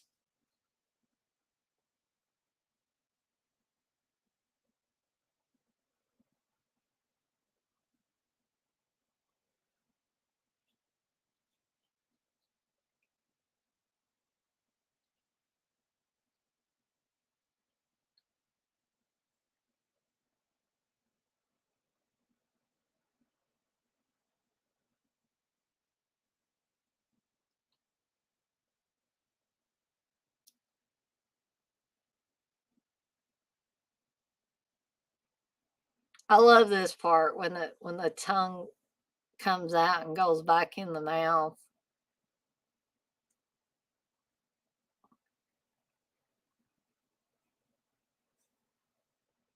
Say what you will about these early effects. I just love it.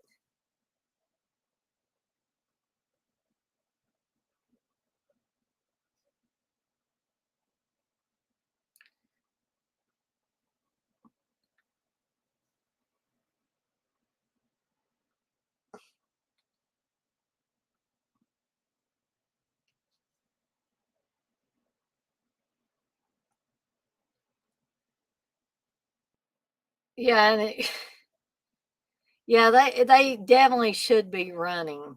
And everybody's just kind of like frozen and watching him transform.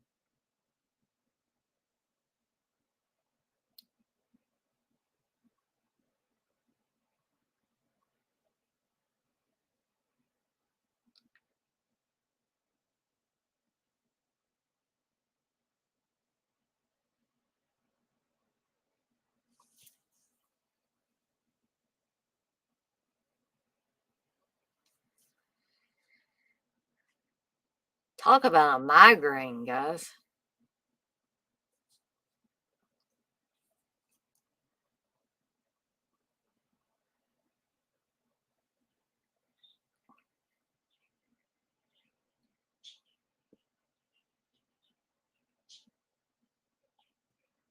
Sort of looks like a very bizarre Garbage Pail Kid.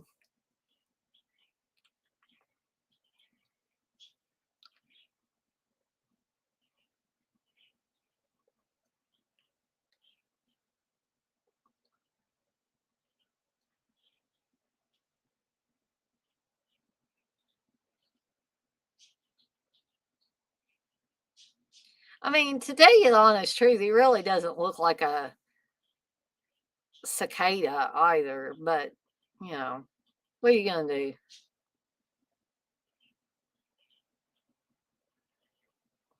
But it is still a cool effect, I think.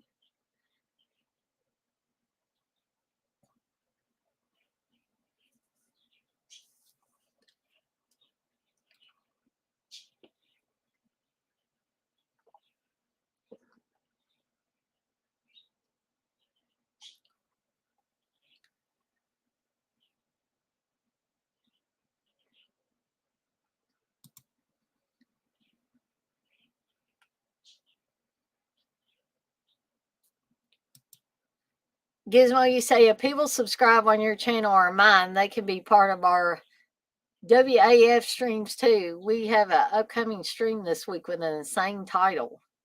Ooh, that sounds intriguing.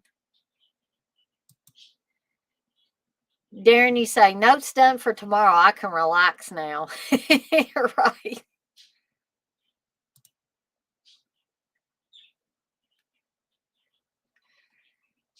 Oh, Gizmo, you like my Evil Dead chick cap? Yeah, this actually is a homemade cap. I actually, super glued this part. I had this custom made. There was somebody on Amazon, I think, that would do these custom made. And I tried using fabric glue and that didn't work. So I said, dang, I'm just going to super glue it. And I actually sewed this patch on and then I put all the horror movie buttons on it. I mean, I didn't make the hat homemade, but the hat itself, the pink hat I ordered from Amazon, then I just decorated the way I wanted. But thank you. Steve told me I needed a gimmick tonight, and I said, I do have a gimmick. It's my hat. Apollo, she say, Joe Dante said the producers forced him to extend the same scene from Howling because that's what they were going to sell the movie on. Johnny said, yeah, same Gizmo. Dirk, I love y'all streams, but I watch later if I fall asleep early. One day I may join. Dirk, you say I think they hold up great. I do too.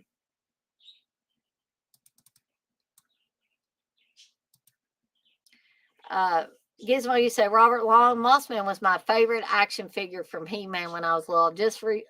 I just revisited the entire He-Man collection in 2022. So much fun. Dark, you say, yeah, we're on late as hell. LOL. That's cool though. Robert Long, you say, you can see Mossman action figure in Texas Chainsaw Massacre too. Really? I'm gonna have to go back and check that out. Yes, Dark, that back looks nasty. I agree. Apologies, say they blew bladders up too much. It looks like that expanding guy from Big Trouble in China.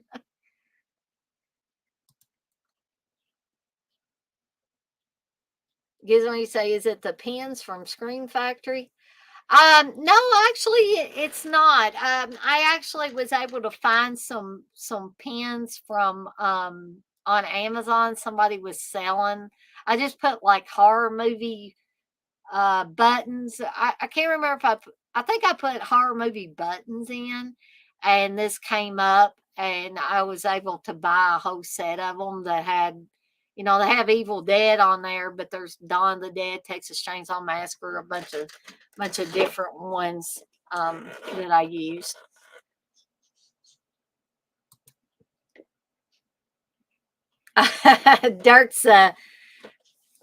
Dirk's promoting me. You say, yeah, Gizmo, she made me my Tenebrae shirt. Love it. She's good with all that stuff. Well, yeah, I don't know if all of you guys heard me talk about this. Let me go back and see where we are in the movie. Okay. Um, Not to get off on other stuff, but when Dirk mentioned the Tenebrae shirt, that made me think of it. But I don't know how many of you guys were in here when I was talking about this when it happened. But I was offering a lot of other things on my Etsy shop, including Last Drive-In pint glasses, where I think most people understood what I was doing or how I was creating them. I don't have a fancy setup, and I never tried to indicate that these were going to be store level glasses. So basically, what I was doing with the pint glasses was I was printing out vinyl stickers and putting them on there, and then putting a food safe sealant on them. And I never hid that fact. If anybody asked me how I made them, I would say specifically how I made them. I think I even told you guys that were on some of the streams early on when I was doing that was how I was doing them. So I sold a couple of them to a guy who actually wanted them personalized with something a little extra on there, and he absolutely loved them. Then I sold one to another guy, and I assumed all was well with him. And then he contacted me past the time where you could get a refund or exchange, and told me that the artwork was coming off and he was hand washing. I was like, well, I don't know what to tell you, because I suggested that you hand wash, and I have a glass that I made the same way I made his, and I've hand washed it several times, and the artwork's not coming off. So I don't know if he was using a scratcher or what, but that didn't really bother me. But then the third person that ordered a couple of pint glasses from me, they got all pissy when they got them. And instead of coming to me and saying, hey, I'm not happy with this product, can I have a refund or whatever, they blasted me publicly and put a bad review on my page. And when I contacted them, I said, hey, I'm sorry that you weren't happy with your purchase. I said, I would have been happy to give you a refund or whatever, if you hadn't went and just made me look like a terrible person. And they said, I don't want a refund from you. I want to let people know when there's a bad product out there. I want to tell people about it. And they basically give a scathing review that, um, just get some stickers and put on a glass. That's the cheapness you will get. And also they slam me for uh, putting some packing stuff so the glasses didn't get broken, guys. They had my address on it. It was like it was a bubble wrap envelope, and I was just trying to put some extra bubble wrap around these things so they wouldn't get broken in shipping. I was trying to be thoughtful, but they slammed me in that review for having a bubble wrap envelope wrapped around these with my address and my new employer's address. They got mad because I didn't block that out. They said I was unprofessional and they told me I was rude. And then I was like, well, how was I rude? And they said for saying if you hadn't slammed me publicly, I would have been happy to give you a refund. I don't know how that's rude and unprofessional, but they also called me a swindler. Um, so I took certain things off of my Etsy shop until I get another processing.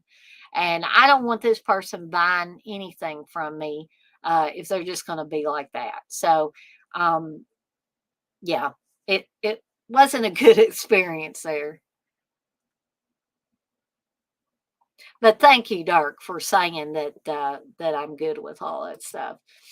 Gizmo, you say, Darren Burrows, thank you. My English is a bit rusty, so please be aware, but I try my best. No, you're doing a good job, Gizmo. Gizmo, you say, don't think I've seen the Tenebrae shirt yet. I love the film. I do too. Durkee said, that's just an asshole, Dana. That has nothing to do with their life. Uh, Yeah, I know. And these people are out there. It just, it still bothers me now. And I know I shouldn't let it bother me because I don't know this person from Adam. Um, but it was one thing for the guy to say, "Hey, the artwork's coming off," but for somebody to not give me a chance to make it right, to just explode on here with that, and they even showed a picture of it and they said the artwork was peeling up in places. Guys, I checked the stuff before I sent it out and it looked fine to me. It maybe wasn't perfect, but the artwork wasn't going to come off of there if they were careful with it. Evidently, they were expecting something that I was not able to create for them. And I'm sorry for that, but they could have got their money back. I would have gladly sent their $12 per glass back and their shipping. I would have sent it all back. But they wanted to be, like you say, an asshole. And so, and they said they didn't want a refund from me anyway. John, you said swindler, LOL. Wow, what a dickhead that person is. Yeah, pretty much. Johnny said that's always so crazy how people go to extremes on stuff versus a refund or a return. Yeah, I don't get it. If somebody said, "Hey, I give refunds," um or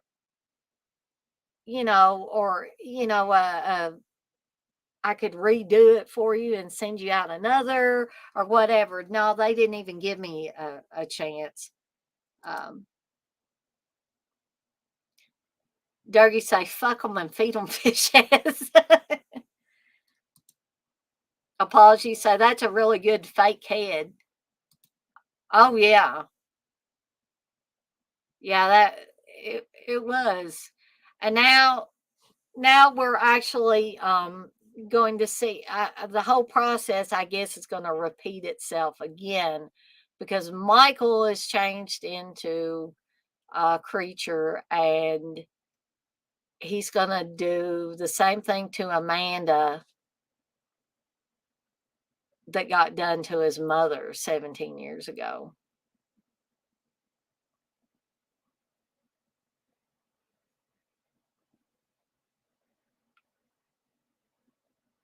I mean, I guess maybe he kind of looks more like a cicada now, but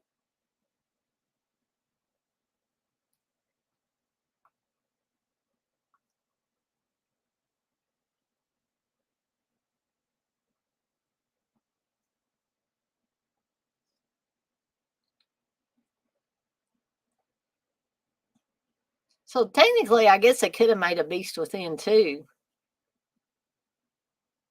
if they had wanted to, which apparently they did not want to.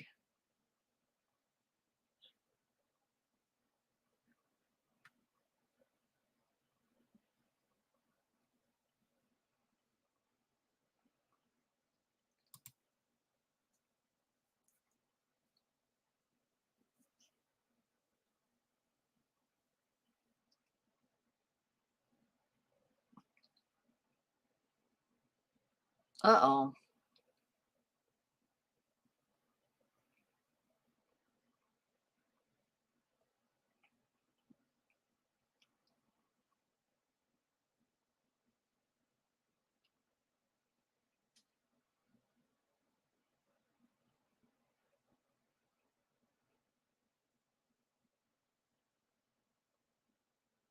This sort of reminds me of what they would do, what Cronenberg would do several years later with the Fly remake.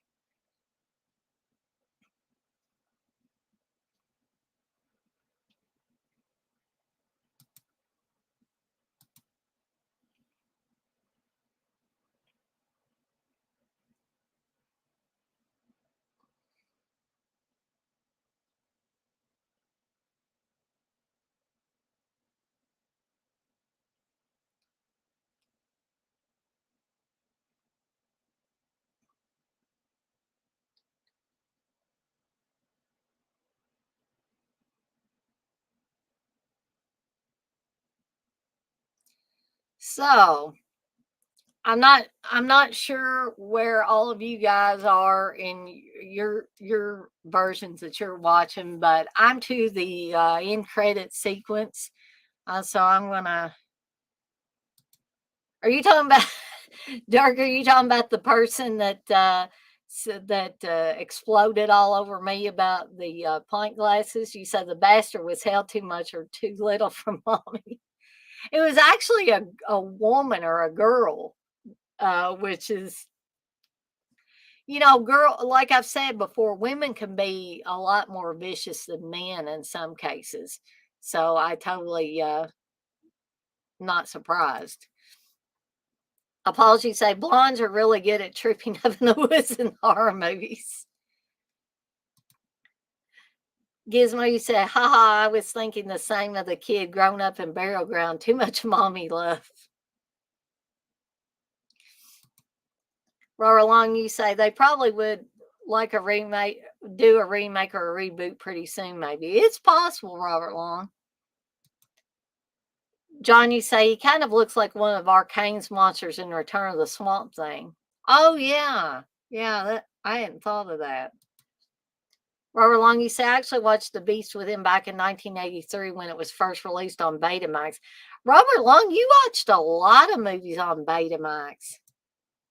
I can't think of one movie I ever watched on Betamax. Dargy said, getting down in the Mississippi mud. Apologies say, at Movie Junkie John, that was one of my favorite movies as a kid.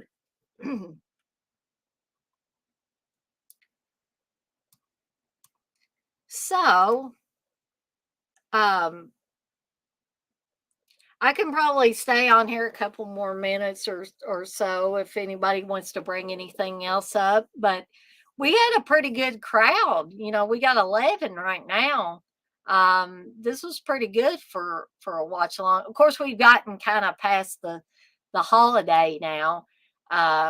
So it seemed like, I don't know if everybody's streams were like this, but I did notice a decrease in the number of people that I don't have a huge number of people in the streams. And, I like to have several people in here, but honestly, I've said this before, I'll say it again. The more the merrier, I always say. So don't feel like you can't come in here or anything. But um, I noticed like with Dead Pit and stuff, they'll have 80 or in the hundreds of people when they do live streams. And and they've said this, it's impossible to keep up with the chat when you've got that many people in there. So I kind of like these smaller numbers. Um, I'd be glad to see any number of people in here, but I like to keep up with the chat and stuff like that. And I know if I had 80, 100, maybe even 50, I probably couldn't keep, you know, about 10, 12, stuff like that. I can pretty much keep up with it. But if you got 100 people in here and they're all chatting, it's damn near impossible to keep up with. Dougie said, I probably watch The Beast Within at least twice a year. I would say I probably do as well, Dirk. That sounds about on target for me. Um, so I do want to remind everybody that I am planning. I don't know when it's going to be. Of course, I might do it Monday. Um, but I was talking about on one of I think it was last My Dinner with the Palma stream that I did. I talked about actually going through all the episodes briefly. It's not going to be like a 5 hour thing where I talk about the season, but there were 3 seasons of the Twilight Zone from the 80s, or the new Twilight Zone, I think it was called at that time. And what I want to do is I want to have a stream on the first season. And then the second and third season is in a set together. But I want to do a stream on the first season and kind of break down each episode and talk about each one of them briefly. So I hope some of you will be interested in that. And then after I do the first season, I'll break down the second and third seasons. So I've refreshed myself on the first season, so I'm ready to go on that. So I may very well, if work on Monday isn't too hectic, I might go ahead and do it then. But I don't want to say for sure I'm going to do it Monday, because as soon as I say that, something would come up and I wouldn't get to do it. But anyways, so I got that. I've got another My Dinner with De Palma coming up on Thursday. I may be able to throw a few more things in there. It depends on how work goes. For those of you that have ever worked a help desk, especially an IT help desk, you know that a lot of times the calls come in fast and furious, just like the ice cream in Phantasm. Um, so, sometimes I have days where it's okay. Other days I just feel like, whoo, man, that was, it's not like I'm getting stressed out, but it's just kind of tiring. And it is mentally taxing. And you know, some people might consider IT to be, not that busy of a job. Now, when I worked in computer services for the library, it wasn't that busy. But here's the thing, I wasn't in a ticket queue, I wasn't in a call queue.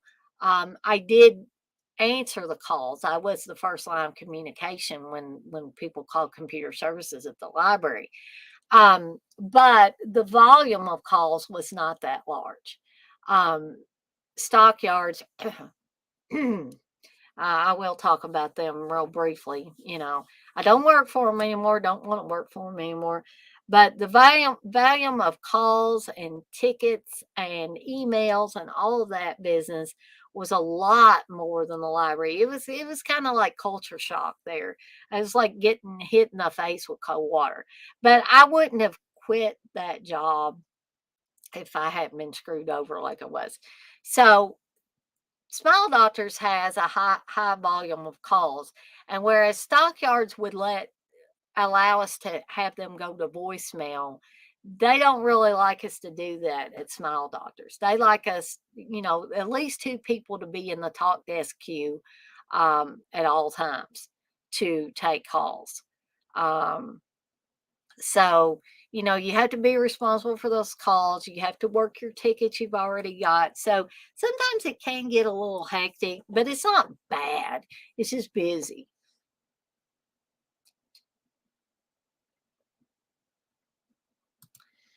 Dirk, you say frozen head left on the Euro cult tomorrow.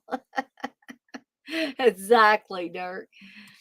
Uh, John, you say the great thing about any of the 80s anthology TV shows is they are all pretty entertaining, kind of creepy too. Exactly, John, exactly. Yes, Darren, I agree. I think it's going to be a good discussion. I've got to. I was going to watch Macabre or rewatch Macabre with Steve, but I guess he's already watched it, and he's in bed now. So I'm probably when I get off of here, I'm going to refresh myself and watch it before I go to sleep. John, you say I rewatched Tales from the Dark Side a lot on my PC. I ripped it on there. I actually have the DVDs that came out a few years back. Um, Not really good quality, but there's that nostalgia thing again. And I'm planning on speaking of Tales from the Dark Side, John. I'm planning on doing streams on those as well and breaking down those episodes as well after I do the Twilight Zone ones. And then I may do Tales from the Crypt. There's monsters. There's Erie, Indiana. All of those things like that. So if there's any of that stuff that you guys would like me to see, do a episode breakdown on, I'll be more than happy to do that. Paul, she said, I own the first season, so I'll give some episodes a watch. Nightcrawlers is a favorite because it's based on a short story I like. Nightcrawlers is a good one. Yeah. Turkey say, oh, hell yeah, Darren. Always love some Louisiana Italian mix flicks. Yes, I'm really looking forward to it as well. John, you say, I've yet to ever finish Tales from the Crypt. I'll put random ones on sometimes. I think that's how I got like the later seasons, John. So it might be, I might have a lot of fun with that actually going through all the episodes because I've got all the seasons. Technically, I could do that. But yeah, I get that putting just random ones on. So, guys, I guess I'm gonna read this. Apology say, still waiting on a Xena Warrior Princess stream, Dana. I know, Apollos. I had forgotten about that till you brought that up. I need to do that. It will be coming. Just please don't let me forget about that, okay? Um, but with all that being said, it is now 9:22 p.m. and I want to thank everybody that was in here for this watch along with me tonight. And uh, barring anything happening like me getting sick or anything, I will plan on doing a. Oh, you know what I forgot? Oh, you guys will watch along tomorrow, don't I? What would you guys think? I know New Year's is over, but we're still in the first of January. I was just looking at my calendar. I got a new sloth calendar in. I was just looking at. I was like, oh yeah, we said the first Sunday we were gonna uh, do some watch alongs. So, what would you guys think for those of you that are able to come to the Sunday watch along, which will be at 6 p.m. Eastern time as opposed to 7? What would y'all think of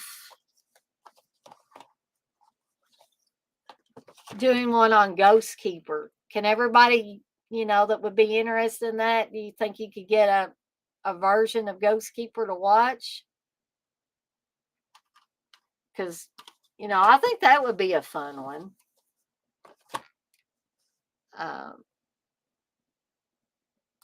You have a good one too, Darren. Apologies. Say, don't worry, Dana. Just kidding. Thanks for the stream. Have a good night. You too, Apollos. Darky said, thanks, Dana. If y'all want to come over to mine or Pop's movie dungeon at 10 Eastern Standard Time, we're just going to be talking shit. Well, I would love to, but I'm probably going to be watching Macabre, so I won't get to come in on there. But you guys that are still in here, feel free to hop on over and check those guys out because they are a lot of fun.